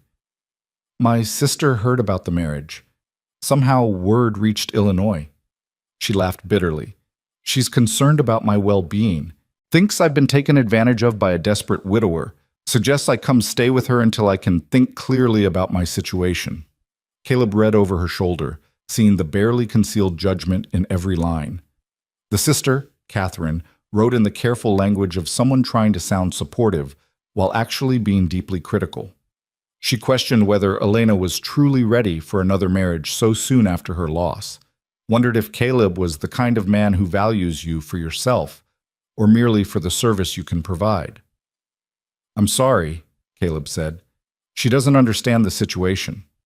She doesn't want to understand. She wants to believe I'm being used because that fits the narrative she's always had about me.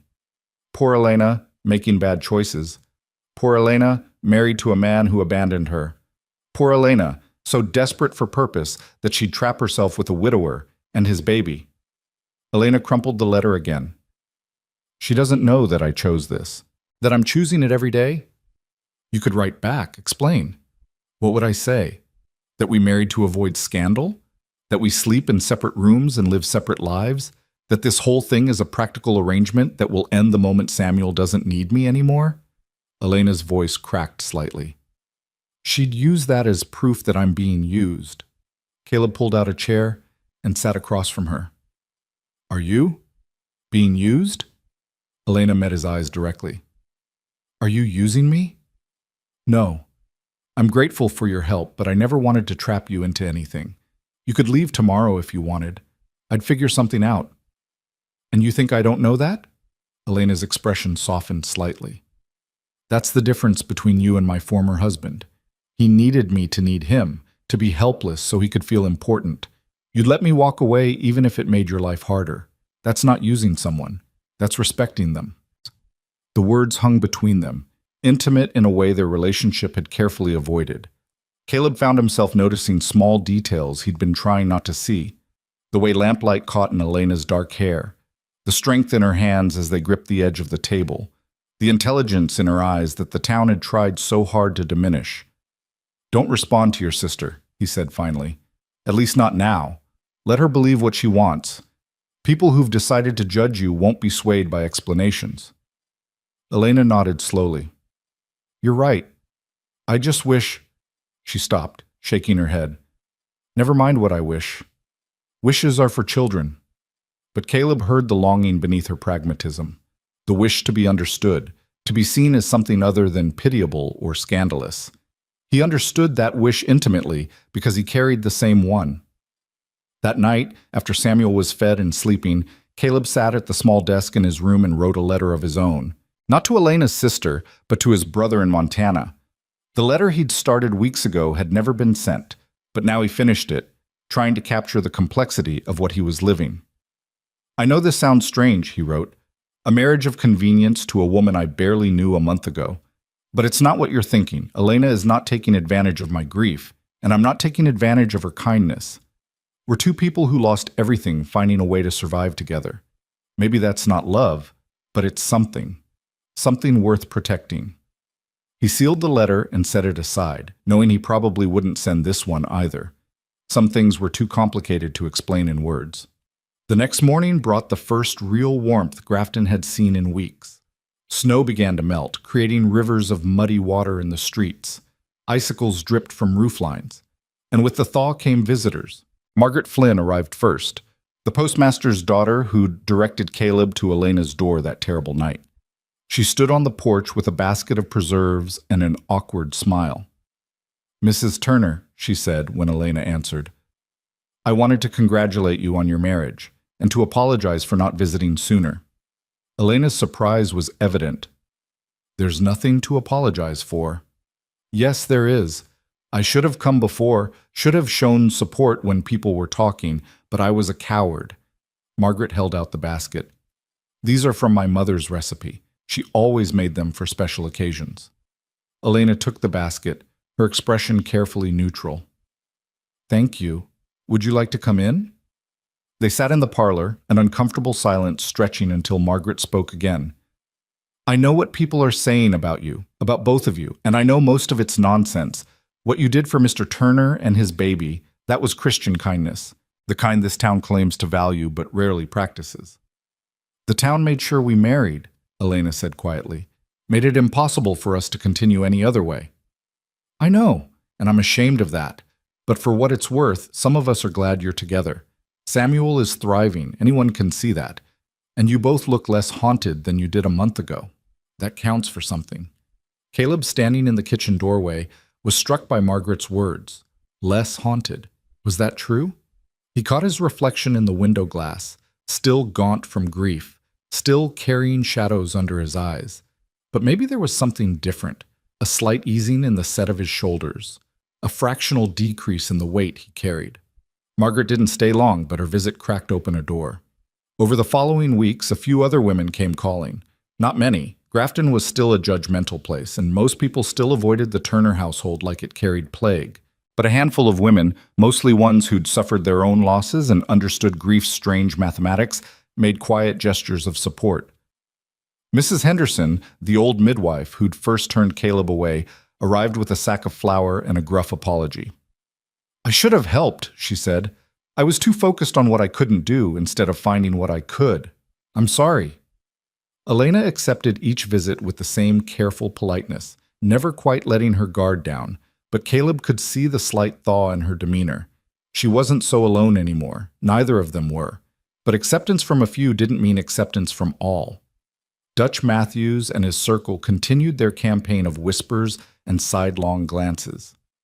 The Reverend stopped visiting, which Caleb took as either disapproval or defeat. And there were still those who made their contempt obvious. 4 weeks after the marriage, Caleb was in town buying supplies when he overheard 2 women talking outside the dry goods store. "It's unnatural," one said, "using that baby to replace the one she lost. She'll probably smother it in its sleep like she did her own." Caleb's vision went red. He was moving toward them before he could think, but a hand on his arm stopped him. He turned to find Sheriff Bennett, his expression weary. "Don't," the sheriff said quietly. "It'll only make things worse." "You heard what she said." "I heard, and it's vile. But you can't fight every ignorant comment in this town. You'll spend your whole life swinging fists and accomplish nothing." Bennett steered him away from the women. "How's the baby doing?" The change of subject threw Caleb off balance. "He's well, getting bigger every day." "And Elena?" "She's managing." "That's not what I asked." Bennett's gaze was penetrating. "How is she?" "Really?" Caleb thought about Elena's careful distance, the way she held herself apart even as she gave everything to Samuel's care, the nights he heard her crying through the walls, the way she sometimes stared at nothing with an expression of profound loss. "She's surviving," he said finally. "Same as me." "Surviving's not the same as living," Bennett observed, "but I suppose it's a start." They walked in silence for a moment, then the sheriff spoke again. "There's going to be a dance next month, spring celebration. Town throws it every year. You should bring Elena." "She won't want to go." "Maybe not, but maybe she needs to be asked, needs to know she's still part of this community, even if part of the community acts like fools." Bennett clapped him on the shoulder. "Think about it." Caleb did think about it, all the way home. The idea of taking Elena to a public dance seemed absurd. They barely spoke beyond practical matters about Samuel, barely acknowledged the marriage that bound them legally. How could they present themselves as a couple to the town when they weren't truly a couple at all? But that evening, watching Elena rock Samuel to sleep, her voice soft with a lullaby Caleb was beginning to recognize, he found himself speaking before he could reconsider. "There's a dance next month, a spring celebration. Sheriff thinks we should attend." Elena's hand stilled on the rocking chair. "Why would we do that?" "To show the town we're not ashamed, to stop hiding like we've done something wrong. Haven't we? Married under duress, living a lie?" "We're not living a lie. We're legally married. We share a household and care for a child together. That's more real than half the marriages in this town, whatever our sleeping arrangements." Elena was quiet for a long moment, her gaze fixed on Samuel's sleeping face. "I don't dance anymore. Haven't since before my son was born." "Neither have I, not since Mary died." Caleb moved closer, drawn by something he couldn't name. "But maybe that's exactly why we should go. Show ourselves that we're still alive, still capable of existing in the world. Or we could just stay here, where it's safe." "Is it, though, safe?" Caleb gestured toward the walls, beyond which Grafton judged and whispered. "Every time you go to town, people stare. Every time I'm at the market, someone has a comment. We can hide here and let them think we're ashamed, or we can face them directly." Elena looked up at him then, her expression complex. "You want to fight. You've always wanted to fight them." "No. I want to stop caring what they think. There's a difference." She considered this, then nodded slowly. "All right. We'll go to the dance, but if anyone says one cruel word about my dead son or your dead wife, I'm leaving. I won't stay and smile through that." "Fair enough." The next 4 weeks passed in a strange limbo of preparation and dread.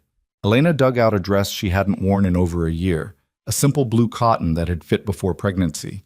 Now it hung slightly loose, testament to the weight she'd lost in grief. She altered it at the kitchen table, her needle flashing in lamplight while Samuel slept nearby.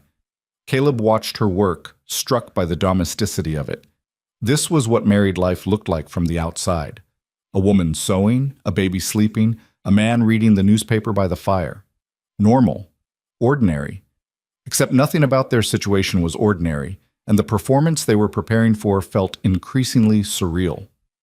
"What was your wedding like?" Elena asked one evening, breaking the comfortable silence. "With Mary." Caleb set down his paper, surprised by the question. They rarely spoke about their previous spouses, as if mentioning them would somehow violate the boundaries they'd established. "Small," he said finally. "Just us, a justice of the peace, and 2 strangers we pulled off the street to witness. We couldn't afford anything fancy." "But you loved her." "More than anything." Elena's hand stilled on her sewing. "That must make this harder, being married to someone you don't love." "I don't not love you," Caleb said, then stopped, realizing how that sounded.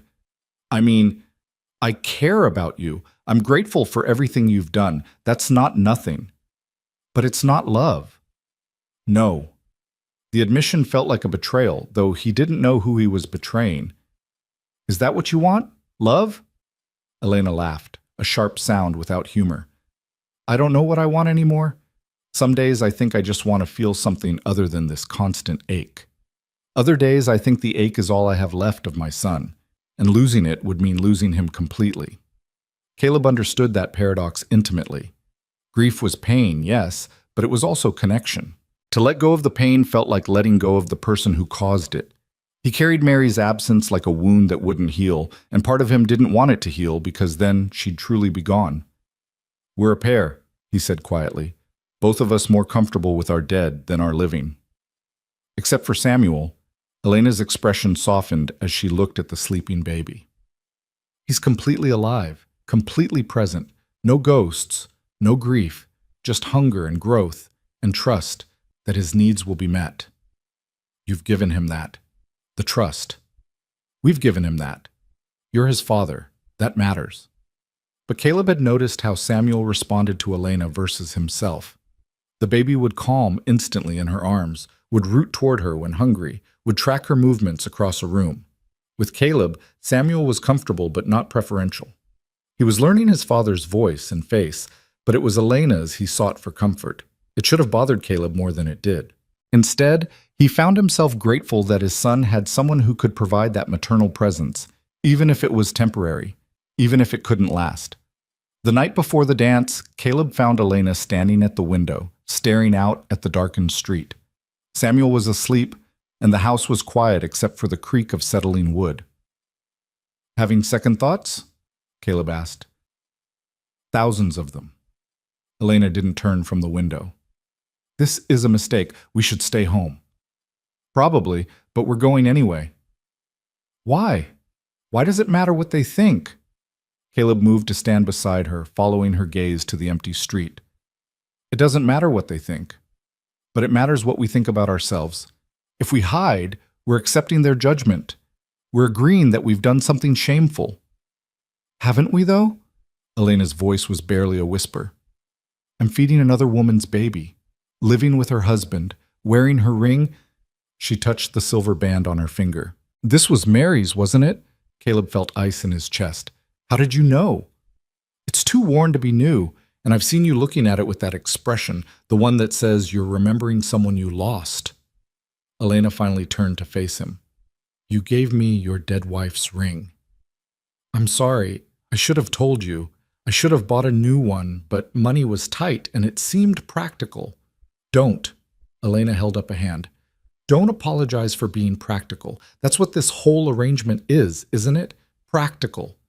But her voice cracked on the last word, and Caleb saw moisture in her eyes. "Elena, I need to sleep. Tomorrow will be difficult enough without adding exhaustion." She moved past him toward her bedroom, then stopped at the door. "For what it's worth, I don't think we've done anything shameful. Samuel is alive because we helped each other. That's not shame, that's survival." She closed the door before Caleb could respond. He stood in the empty parlor, Mary's ring burning like an accusation on his conscience. He'd given it to Elena without thinking, treating the symbol of his first marriage as nothing more than a convenient prop for his second. What did that say about him? About how quickly he was willing to let Mary's memory fade? But when he went to bed that night, it was Elena's tears he couldn't stop thinking about. Not Mary's ghost, but the living woman in the next room who'd shown such strength in the face of impossible circumstances. Who'd saved his son and asked for nothing in return except to be left alone with her grief when this was over. They were using each other, he realized. But maybe that was all right. Maybe two broken people leaning on each other was better than two broken people falling alone. The dance was held in the town hall, a large wooden building that served as church, meeting place, and social center. Lanterns hung from the rafters, casting warm light over tables laden with food brought by various families. A small group of musicians, fiddle, guitar, and accordion, occupied one corner, tuning their instruments. Caleb and Elena arrived late, hoping to slip in unnoticed. Instead, conversation died as they entered, every head turning to stare. For a long moment, nobody moved. Then Margaret Flynn crossed the room and took Elena's hands. "Mrs. Turner, I'm so glad you came. And don't you look lovely in that dress?" The moment broke. Conversation resumed, though at a lower volume, and Caleb was acutely aware of the whispers following them as they made their way inside. He kept his hand at Elena's elbow, a gesture that looked protective but was actually just as much for his own steadiness. They found seats near the refreshment table, neither quite brave enough to venture onto the dance floor. Caleb watched other couples moving through the patterns of a simple waltz, remembering the last time he'd danced. It had been with Mary, at a harvest celebration 2 years ago. She'd been laughing, her face flushed with exertion and joy, completely alive and present, and his. "You're thinking about her," Elena said quietly. "Am I that obvious?" "Only to someone who's thinking about the same thing. Different person, same absence." They sat in shared understanding, two widowed hearts pretending to be whole. Around them, Grafton celebrated spring with music and dancing and the simple joy of community, but Caleb and Elena existed apart from it, observers rather than participants. "We should dance," Caleb said suddenly. "Just once. Show them we can." Elena looked at him like he'd suggested they burn the building down. "I don't think—" "One dance, then we can leave." He stood and offered his hand. "Please." For a moment he thought she'd refuse. Then she placed her hand in his and let him lead her to the floor. The musician started a new song, something slow and simple. Caleb put his hand at Elena's waist, feeling her stiffen at the contact. They began to move, awkward and uncertain, two people who'd shared a house for weeks but had never been this close. "Everyone's watching," Elena murmured. "Let them watch." They turned slowly, finding the rhythm. Elena's hand in his was warm, calloused from work. She smelled faintly of the lavender soap she used, and Caleb realized with a start that this was the closest he'd been to another person since Mary died. The intimacy of it was both comforting and deeply uncomfortable. "This was a mistake," Elena said. "We should go." "One more minute. We're already here." But before the minute could pass, Dutch Matthews appeared at the edge of the floor, his voice carrying over the music. "Well, ain't this sweet? The grieving widow and widower playing house. Tell me, Turner, does she cry for her dead baby when you're—" Caleb's fist connected with Dutch's jaw before he could finish. This time he put his full weight behind it, and Dutch went down hard, blood spraying from his nose. The music stopped. Women gasped. Men surged forward. "Don't you ever," Caleb said, his voice deadly quiet, "speak about her son. Don't you mention him? Don't you think about him? Don't you use his death as ammunition for your petty hate? Are we clear?" Dutch scrambled backward, his hand to his bleeding nose. "You're crazy. All of you saw he attacked me." Sheriff Bennett pushed through the crowd, his expression grim. "I saw Dutch Matthews insult a lady and get exactly what he deserved. Anyone else see different?" Silence. Then Margaret Flynn spoke up. "I saw Mr. Matthews harass Mrs. Turner. I heard what he said about her deceased child. If anyone should be removed from this dance, it's him." A murmur of agreement rippled through some of the crowd. Not everyone. Plenty of faces still held judgment and disapproval. But enough people nodded that Bennett felt comfortable hauling Dutch to his feet. "You're done here, Matthews. Go home and cool off." Dutch looked around for support, found none willing to speak up, and left with a final venomous glare at Caleb and Elena. The musicians started playing again, conversation slowly resuming, but Caleb felt Elena trembling beside him, saw tears streaming down her face. Not from Dutch's words, he realized, but from the defense Margaret and others had offered, the unexpected solidarity. "I need air," Elena whispered. They left the hall together, stepping into the cool spring night.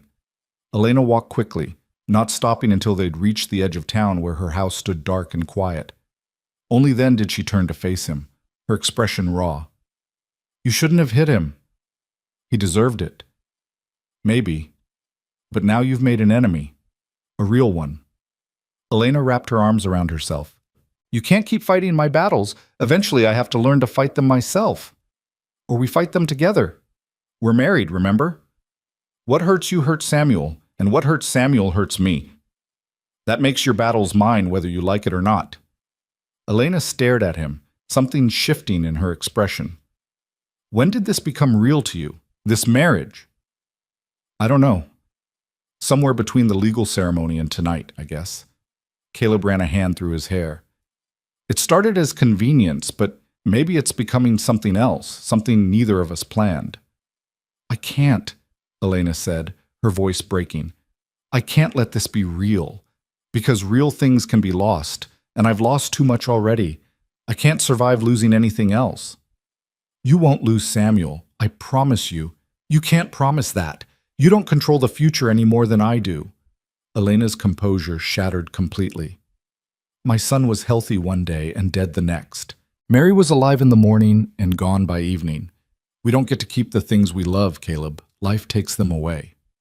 She was crying fully now, all the grief she'd held back for months pouring out. Caleb moved without thinking, pulling her into his arms. She resisted for a moment, then collapsed against him, her whole body shaking with sobs. He held her while she wept for her dead son, her failed marriage, the cruel town and the impossibly hard life she'd been handed. And somewhere in holding her, Caleb felt his own walls cracking. He'd been so focused on Samuel's survival that he'd forgotten to acknowledge his own grief, forgotten to mourn Mary properly, forgotten to feel anything except the desperate need to keep moving forward. But Elena's tears unleashed his own, and they stood together in the darkness, two people finally allowing themselves to break. Eventually the storm passed, leaving them both exhausted and quiet. Elena pulled back, wiping her eyes. "I'm sorry," she said. "Don't be. I needed that too." They walked home in silence, but it was different than before. Less careful, less guarded. They'd seen each other at their most vulnerable, and somehow that had created a new foundation for whatever they were building. At the house, Samuel was awake and fussing. Mrs. Henderson had agreed to watch him during the dance, and she met them at the door with relief evident on her face. "He's been crying for 20 minutes, won't settle for anyone but his mama." Elena took the baby, and Samuel quieted immediately, rooting toward her even though he'd been fed before they left. Elena settled into the rocking chair and began nursing while Mrs. Henderson let herself out. Caleb sat across from them, watching. His wife and son, legal definitions that were slowly becoming emotional realities. He'd married Elena to satisfy the town's demands, but watching her now, her face soft in lamplight as she fed his child, he felt something shift irrevocably in his chest. "What are you thinking?" Elena asked without looking up. "That maybe we're not as broken as we thought, or maybe we're just broken in compatible ways." A small smile touched Elena's lips. "That's either very wise or very sad. Can it be both? With us, probably." Samuel finished feeding and fell asleep against Elena's shoulder. She didn't move to put him in his basket, just sat holding him, as if afraid to let go. Caleb understood. Every moment with Samuel felt precious because they both knew how quickly a child could be lost. "We don't have to stay in Grafton," Caleb said quietly. "We could leave. Go to Denver or even California. Start over somewhere nobody knows our history. Run away. Start fresh." Elena considered this, her hand moving in slow circles on Samuel's back. "And what would we be starting? This arrangement is temporary, remember? When Samuel's weaned, we go our separate ways." "Do we, though?" Caleb leaned forward. "Look at us, Elena. We're already a family in every way that matters. We share a home, share responsibilities, care for this child together. We've defended each other against the town's judgment. We've held each other while we cried. That's not temporary. That's real. I don't know if I can do real again. Real hurts too much when it ends. But what if it doesn't end? What if we stop planning for dissolution and start building something that lasts?" Elena looked at him directly, her eyes searching his face. "You don't love me. You love Mary. You'll always love Mary." "You're right. I will always love Mary. Just like you'll always love your son and probably some part of your former husband despite how he treated you. But that doesn't mean we can't love other people too. Love isn't finite. It doesn't run out." "You're talking about love like it's a choice, like we can just decide to feel it. Isn't it? I chose to marry you. I'm choosing every day to stay, to build this life with you. Maybe that's what love is after loss, a choice to keep choosing someone, even when it's hard." Silence stretched between them, heavy with possibility and fear. Then Samuel stirred, making a small sound, and the moment broke. "I need to put him down," Elena said softly. "He's getting heavy." She rose and carried Samuel to his basket, settling him with practiced care. Caleb watched, knowing he'd pushed too hard, asked for too much too soon. But he couldn't take the words back, and he wasn't sure he wanted to. When Elena returned, she didn't sit. Instead, she stood near the door to her room, her hand on the frame. "I'm not ready," she said. For any of this to be more than it is, I'm sorry if that's not what you want to hear, but I have to be honest. I understand. Do you? Because from where I'm standing, it looks like you're trying to replace Mary with me, and I won't be someone's substitute. The accusation stung because it held a grain of truth. Was he trying to rebuild what he'd lost? Create a new version of the life Mary's death had stolen? Or was he genuinely seeing Elena for who she was? A woman distinct from his dead wife, valuable in her own right? You're nothing like Mary, Caleb said quietly. She was soft where you're hard, trusting where you're wary. She saw the best in people even when they didn't deserve it. You see them clearly, flaws and all. You're not a replacement for her. You're entirely yourself. Elena's expression softened slightly. Then give me time to figure out who that self is. I've been a wife, a mother, a widow, a pariah. Now I'm your legal wife and Samuel's wet nurse. But I don't know who Elena is underneath all those roles, and until I do, I can't promise you anything beyond what we already have. It was fair, more than fair. And Caleb nodded, accepting the boundary she was setting even as part of him wanted to push against it. Take all the time you need. I'm not going anywhere. Elena studied his face for a long moment, then nodded and went to her room, closing the door softly behind her. Caleb sat alone in the lamplight, the house quiet except for Samuel's soft breathing. Tonight had changed things, the dance, the confrontation, the conversation. They'd crossed lines they couldn't uncross, said things that couldn't be unsaid. Whether that led them towards something real or pushed them further apart remained to be seen. But for the first time since Mary's death, Caleb felt something other than grief. It wasn't happiness exactly, and it wasn't peace, but it was possibility. The sense that maybe, just maybe, there was a future worth building beyond simple survival. In the next room, he heard Elena moving around, preparing for bed. His wife, his partner in this strange arrangement they'd created, and somewhere in the weeks of living together, caring for Samuel together, defending each other against the world's judgment, something had shifted. The boundaries they'd established were still there, but they'd become more permeable, more open to change. Caleb went to his own room, but before he closed the door, he looked once more at Samuel, his son, alive and thriving because two grieving people had found each other at exactly the right moment. Because Elena had opened her door on the worst night of Caleb's life and given them both a chance at survival. They'd done more than survive, though. They'd built something. What exactly it was remained undefined, unfinished. But it was theirs, constructed from grief and necessity, and slowly, so slowly, growing into something that might someday be called a family. The future was uncertain. The town's judgment still stung. Elena's walls were still up, protecting a heart that had been broken too many times. But they had time. They had Samuel. And they had each other. Whether either of them was quite ready to admit what that meant. It was enough. For now, it was enough. And as Caleb finally let sleep claim him, he dreamed not of the past, but of tomorrow, of coffee shared in morning light, of Samuel's laughter as he grew, of Elena's slow smile when she thought no one was watching. Dreams not of what was lost, but of what might still be found. Spring arrived in earnest, transforming Grafton from a frozen wasteland into something green and possible. Wildflowers pushed through the last patches of snow. The river that ran through town swelled with snowmelt, its voice a constant rushing backdrop to daily life. And Samuel, now 3 months old, began to change in ways that marked the passage from newborn to infant. He smiled now. Real smiles that lit up his entire face when Elena or Caleb came into view. He tracked movement with focused attention, following sounds with his eyes. His hands had discovered each other, and he spent long minutes studying his own fingers as if they were the most fascinating things in existence. He was growing stronger, filling out, becoming unmistakably himself rather than just a generic baby fighting for survival. Elena documented each change with the attention that bordered on obsessive. She'd acquired a small journal and wrote in it each evening after Samuel was asleep, recording milestones and observations. Caleb had glimpsed the entries once when she'd left it open on the table. Today Samuel laughed for the first time. A real laugh, not just gas or reflex. Caleb was making faces at him, and Samuel thought it was the funniest thing in the world. The sound filled the whole house.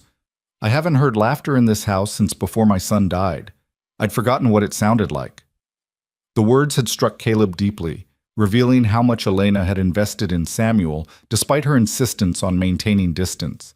She was protecting herself against inevitable loss, yes, but she was also falling in love with the baby she'd saved, and that complicated everything. The ranch demanded Caleb's attention as spring progressed. Fences needed mending, cattle needed moving to better pasture, and the vegetable garden Mary had planted needed someone to tend it if they were going to eat come winter. Caleb spent his days riding between town and the ranch, trying to maintain both properties while still being present for Samuel's care. On one of these rides, he detoured past Mary's grave. The snow had melted, revealing the simple wooden cross he'd erected. Wildflowers were starting to bloom around the site, their bright colors incongruous against the reality of death beneath the soil. "I'm figuring it out," Caleb said to the silent ground. "Samuel's thriving, growing every day. You'd be amazed by him, Mary. He's got your eyes, I think. And maybe your stubborn streak. He knows what he wants and isn't shy about demanding it." The wind answered, carrying the scent of new grass and possibility. Caleb had stopped expecting responses from the dead. They didn't speak, didn't offer guidance. The dead were silent, and the living had to find their own way forward. "I think I'm falling in love with her," he continued, the words coming easier to a grave than they would to a living person. "Not the way I loved you. Nothing could be that. But something real, nonetheless. She makes me want to be better than my grief. She makes me think there might be a future worth building. I hope that's all right with you. I hope wherever you are, you want Samuel and me to be happy." He stayed a while longer, then rode back to town as the sun began its descent. Elena was in the garden when he arrived, Samuel in a basket beside her, protected from the sun by a makeshift canopy. She was planting seedlings with intense concentration, her hands dark with rich soil. "You didn't have to do that," Caleb said, dismounting. "The garden's my responsibility." "I needed the air, and the work." Elena sat back on her heels, wiping sweat from her forehead and leaving a streak of dirt. "Besides, this garden was Mary's. It seems wrong to let it go untended." Caleb knelt beside her, examining the neat rows of tomato plants. She'd appreciate that. She loved growing things, said it was proof that life continues even when everything feels dead. She sounds like she was wise. She was. About most things. Caleb paused, choosing his words carefully. "She'd like you, I think. You're both stronger than you believe yourselves to be." Elena's hands stilled in the soil. "Don't do that. Don't make her approve of me from beyond the grave. I'm not asking for her blessing. I'm not offering it on her behalf. I'm just saying I think you would have liked each other. Two women who understood what it meant to survive hard things. I'm not trying to replace her. I know, but you're not trying to disappear either, and that's what you've been doing for the past 4 months, treating yourself as temporary, as if you're just passing through our lives and will disappear the moment Samuel doesn't need you anymore." Elena resumed planting, her movements sharp and precise. "That was the agreement. When he's weaned, I step back." "Agreements can change. People can change." Caleb reached out and stilled her hands with his own, forcing her to look at him. "I don't want you to step back, Elena. I want you to stay, permanently, as my actual wife, not just legally." "You don't know what you're asking." "I know exactly what I'm asking. I'm asking you to take a risk on something real, to stop protecting yourself against loss and start living towards something better." Elena pulled her hands free, standing abruptly. Samuel stirred in his basket, and she picked him up automatically, holding him against her shoulder. "And what happens when it falls apart? When you realize I'm not who you thought I was, or when the grief catches up with both of us and we can't stand to look at each other anymore? Then we deal with it together, like we've been dealing with everything else." "You make it sound simple. It's not simple." Elena's voice rose slightly, and Samuel whimpered. She lowered it immediately, rocking him gently. "I watched my husband walk away because he couldn't handle my grief. I buried my own child and had to do it alone because everyone in this town decided I was responsible. I've spent 2 months being called a harlot and a homewrecker for the crime of keeping your son alive. And now you want me to open myself up to more pain by pretending this could be a real marriage? It already is a real marriage. The only thing pretend about it is the wall you've built between us." Caleb stood, facing her directly. I'm not your former husband. I won't leave when things get hard because things are already hard. And I'm still here. And yes, maybe we're both still grieving. Maybe we'll always be grieving to some extent. But we can grieve together or we can grieve alone. I know which one I prefer. Elena was crying now, tears streaming silently down her face. I'm scared. I'm so tired of being scared. Caleb closed the distance between them, wrapping his arms around both Elena and Samuel. She resisted for a moment, then leaned into him, her head against his shoulder, the baby pressed between them. They stood that way for a long time, three people holding each other up against the weight of all they'd lost and all they stood to lose. I can't promise it won't hurt, Caleb said quietly, but I can promise you won't face it alone. Elena nodded against his shoulder, and Caleb felt something fundamental shift between them. Not a resolution exactly, but an opening, a willingness to consider possibilities that had seemed impossible just moments before. That night, after Samuel was fed and sleeping, Elena appeared at Caleb's bedroom door. She stood in the threshold, her expression uncertain but determined. I've been thinking about what you said, about this being real. She paused, gathering courage. I don't know if I can love you the way you loved Mary. I don't know if I'm capable of that kind of love anymore. But I can try.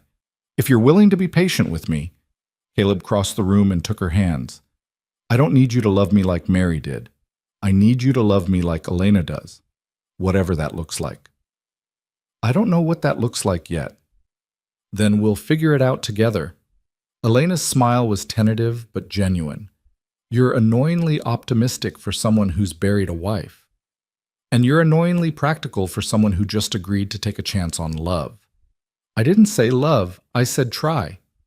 It's a start. They stood close but not touching, the space between them charged with possibility.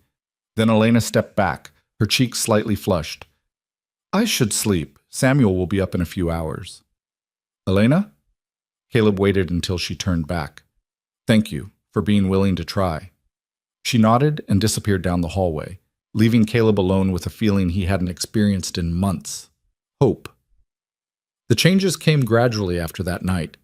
Elena didn't move into Caleb's room, but she stopped treating the marriage as purely transactional. They began eating meals together with intentionality rather than convenience. They talked about more than just Samuel's needs, about their pasts, their fears, their tentative hopes for the future.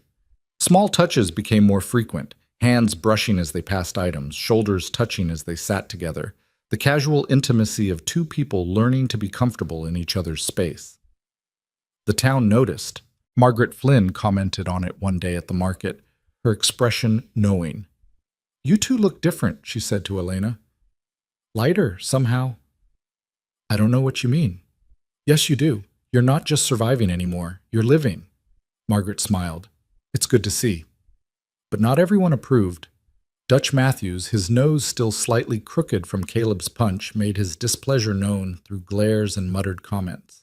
And one afternoon, he cornered Caleb outside the general store. Heard you're playing Happy Family now. How convenient for you, Turner. Dead wife barely cold, and you've got a replacement warming your bed. Caleb's jaw tightened, but he kept his voice level. My personal life is none of your concern. It's the whole town's concern when you're setting a bad example. Marrying in haste, living in sin before that, using a baby as an excuse. The only sin here is your jealousy. Caleb stepped closer, not threatening, but not backing down either. You can't stand that Mary chose me over you. You can't stand that Elena chose to help me when the rest of the town turned away. And you especially can't stand that we're building something good from tragedy while you're still nursing your bitterness. Dutch's face flushed red.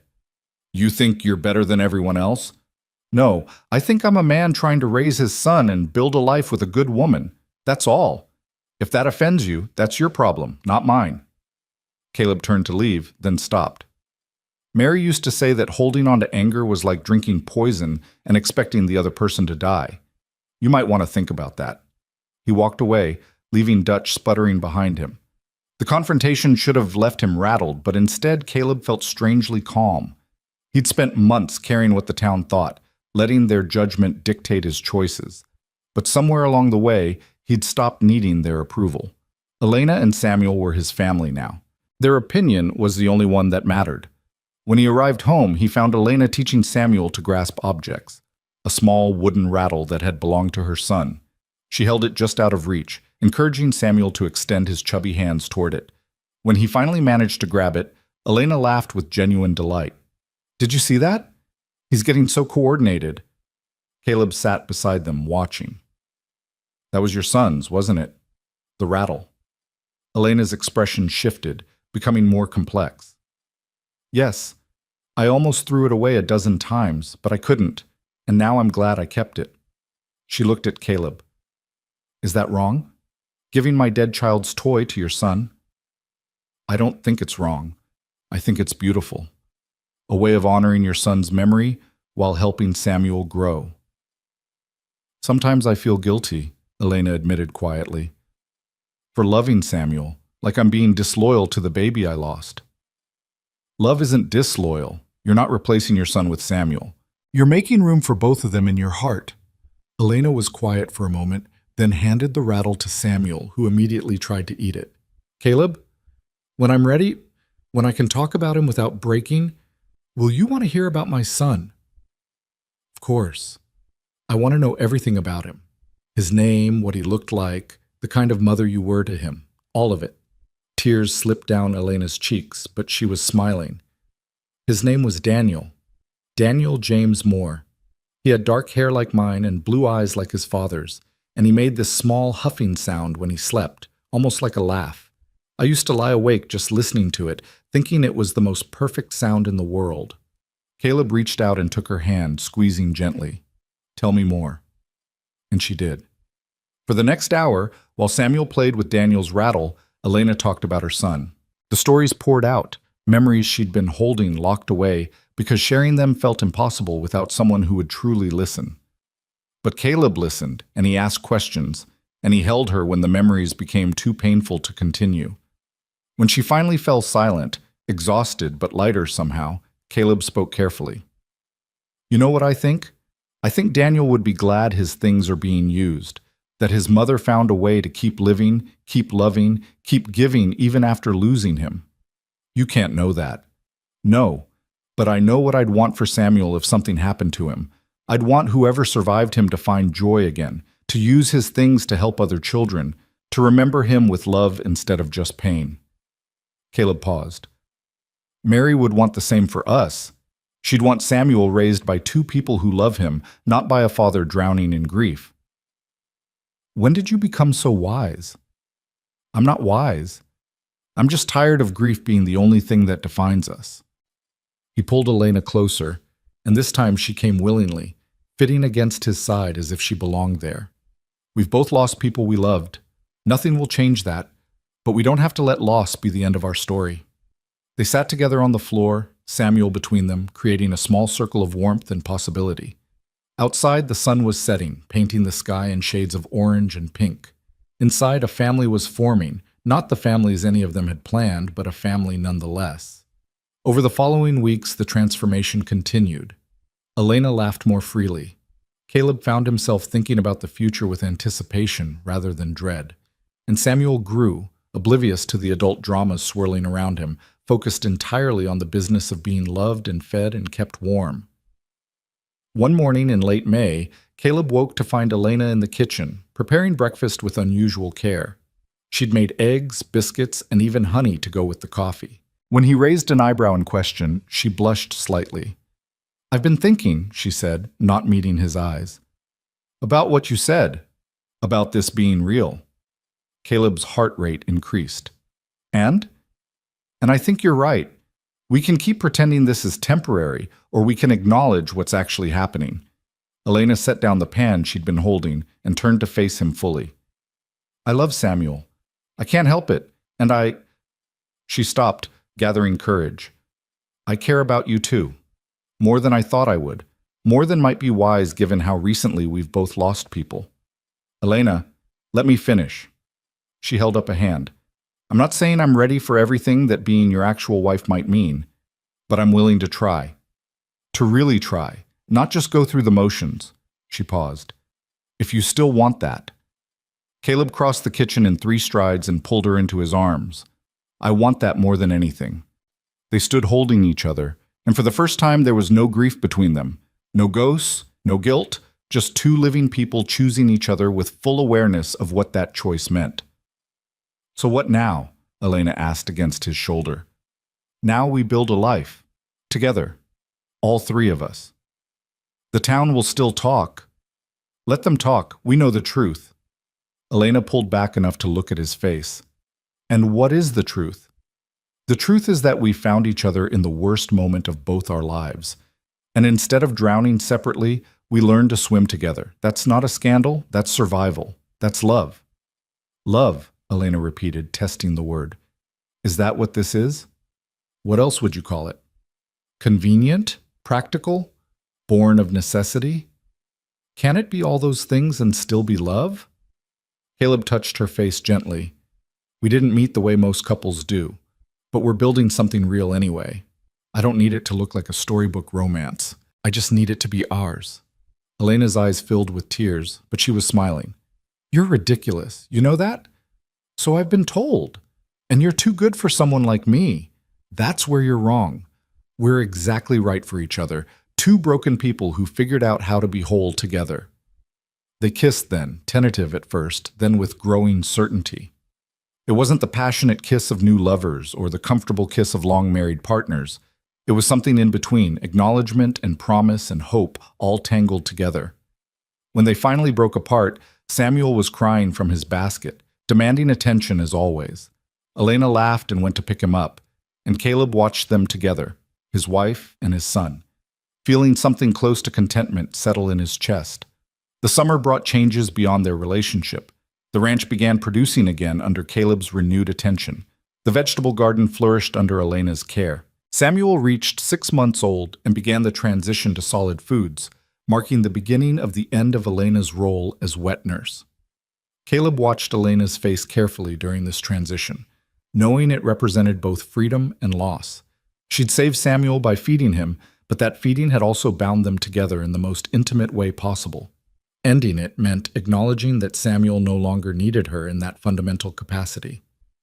"How are you feeling?"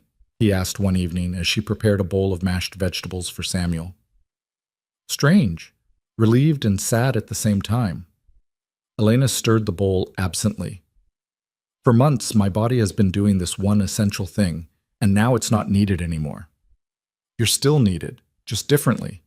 "I know, but it's still an ending." She looked at him. "Does that make sense?" "Perfect sense. Every milestone is an ending of something even as it's a beginning of something else." They fed Samuel together, both of them getting more food on themselves than in the baby's mouth, laughing at his expressions when he tasted new flavors. This was their life now, the small domestic moments that added up to something larger than either of them had thought possible months ago. In July, Caleb made a decision. He sold the ranch. Elena was shocked when he told her. "But that land was yours and Mary's dream. You can't just give it up." "I'm not giving it up. I'm choosing something different." Caleb spread the sale papers on the table. "The ranch is 6 miles from town. If we live there, Samuel grows up isolated, and you're cut off from what little community you've built here. If we stay in town, I'm constantly riding back and forth, never fully present either place." "So you're selling?" "I'm selling the land but keeping the cattle. There's a property on the edge of town, 5 acres with a good house and a barn. Close enough that you can walk to the market, far enough that we have space. We can run a smaller operation, keep chickens and a few head of cattle, grow vegetables. It won't be the ranch Mary and I dreamed of, but it will be ours. All 3 of ours." Elena stared at the papers, her expression unreadable. "You'd do that? Give up your dream for me and Samuel?" "It's not giving up. It's choosing better. Mary and I wanted the ranch because we wanted to build something together. Well, I'm still building something together, just with you instead." He took her hand. "Unless you'd prefer the ranch? We can make that work too." "No, I want to stay near town. I want Samuel to have friends, to go to school with other children. I want—" She stopped, emotion thick in her voice. "I want what you're offering, a home, a real one." They moved in August, transporting their combined belongings to the new property. It had a spacious main house with 3 bedrooms, a well-built barn, and a garden plot that was already producing. The previous owners, an elderly couple moving to live with their daughter in Denver, had maintained it beautifully. Elena walked through the empty rooms with wonder, touching walls and windowsills as if she couldn't quite believe this was real. "We can paint," Caleb said, watching her. "Fix it up however you want. It's yours to shape." "Ours," she corrected. "It's ours." They spent the next weeks making the house a home. Caleb repaired loose boards and painted walls. Elena sewed curtains and made the bedrooms comfortable. They set up a nursery for Samuel, filling it with the crib Caleb had built, the quilts Mary had sewn, and the toys that had belonged to Daniel. The past and present mingling, creating something new. One evening, as they sat on the porch watching the sunset with Samuel playing at their feet, Elena spoke quietly. "I'm happy. I didn't think I'd ever be able to say that again, but I am." Caleb pulled her close. "So am I. It feels disloyal somehow. To be happy when Mary and Daniel aren't here to share it. Or maybe it's the greatest tribute we can give them, living fully, loving completely, building something good from the wreckage they left behind." Caleb kissed the top of her head. "I think they'd both want that for us." Elena was quiet for a moment, then nodded. "I think so too." September brought Samuel's first birthday. Elena organized a small celebration, just Margaret Flynn and Sheriff Bennett and a few other people who'd shown kindness during the difficult months. They gathered in the new house, eating cake and watching Samuel destroy his first taste of frosting with enthusiastic glee. "Look at him," Margaret said, smiling. "Hard to believe this is the same baby who was dying in your arms 9 months ago." Caleb looked at his son, healthy, happy, covered in cake, and completely unaware of how close he'd come to not surviving his first days of life. "It is hard to believe." "You both did well," Sheriff Bennett observed, nodding toward Elena. "Built something good from a bad situation." "We got lucky," Elena said. "Luck had nothing to do with it. You made choices. Hard ones. And you stuck with them even when the whole town was against you." Bennett raised his glass. "That takes courage." After the guests left, Caleb and Elena sat together watching Samuel sleep in his crib, exhausted from his birthday excitement. "A year ago, I was holding Mary's hand while she died," Caleb said quietly. "I thought my life was over, that I'd never feel anything but grief again. And now? Now I have you, and Samuel, and this house, this life. It's not what I planned, but it's good. Maybe better than what I planned." Elena leaned against him. "Is it wrong that I barely think about my former husband anymore? That when I remember Daniel, it doesn't destroy me like it used to?" "I don't think it's wrong. I think it means you're healing. I used to think healing meant forgetting, but it's not that, is it? No, it's making room for new memories alongside the old ones. It's choosing to keep living even though people we love didn't get that choice." They sat in the quiet nursery, two people who'd found each other in the darkest moment of both their lives and somehow built a family from that darkness. It wasn't the family either of them had planned, but it was real, and it was theirs, and it was enough. Winter came again, bringing with it the anniversary of that terrible night when Caleb had collapsed on the church steps with his dying son. He woke early on that anniversary morning, careful not to disturb Elena sleeping beside him. She'd finally, tentatively, moved into his bedroom 2 months prior and went to stand by Samuel's crib. The baby slept soundly, his chest rising and falling in healthy rhythm. 15 months old now, walking, babbling, full of personality and life. A miracle, Caleb thought. Not the religious kind, but the human kind. The miracle of two people refusing to give up, refusing to let death win. He felt Elena's presence before she spoke, her hand sliding into his. "Remembering?" she asked quietly. "How could I not?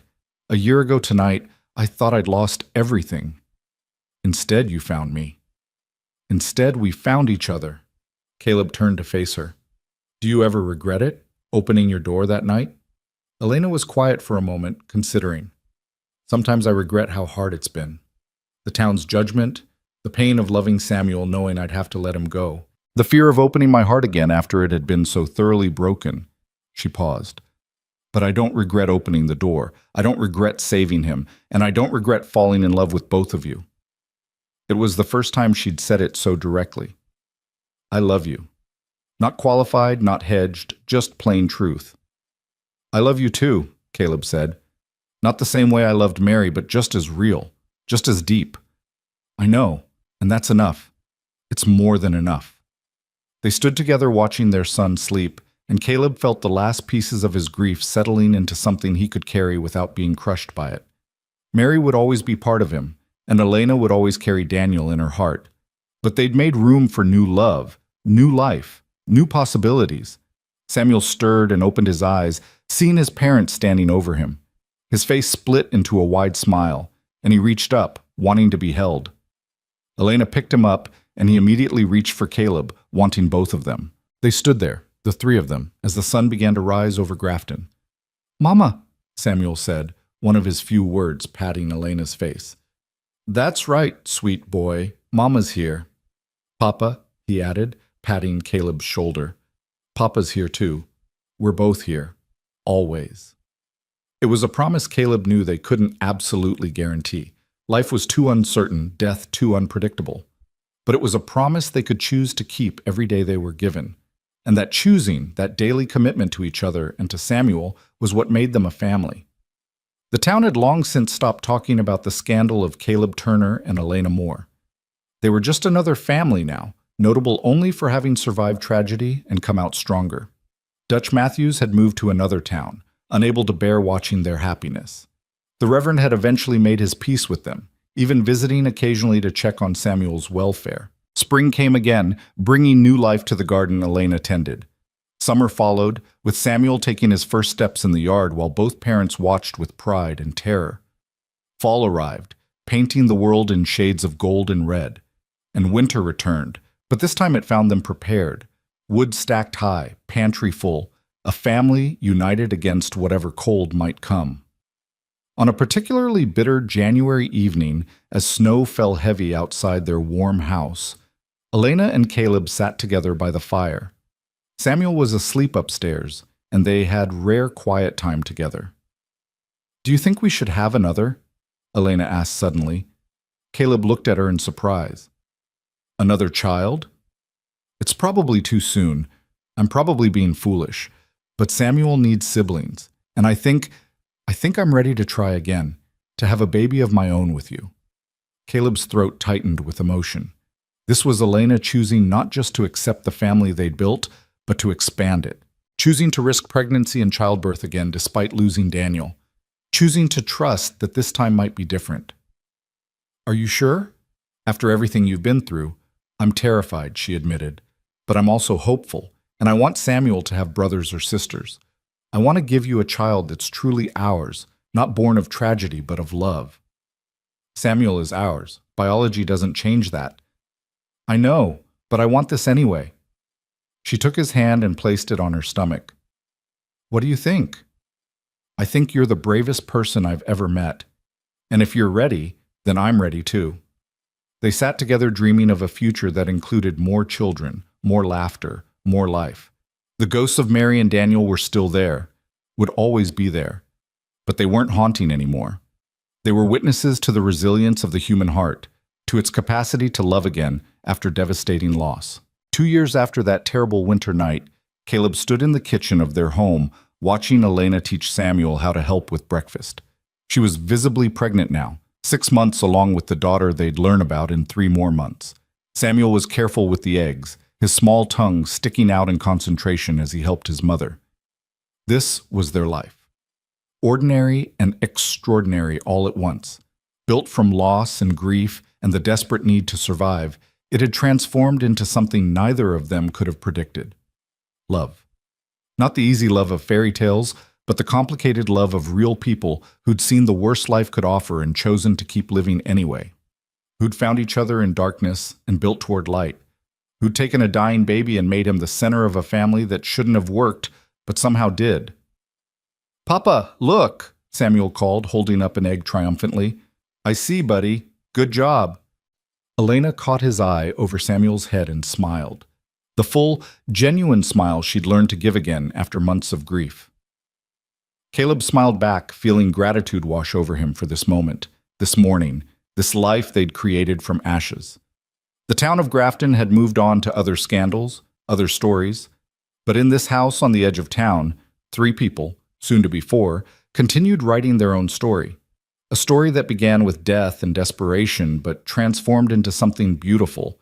A story of two broken people who learned that sometimes the best families are the ones you build from wreckage, the ones you choose rather than the ones you're born into.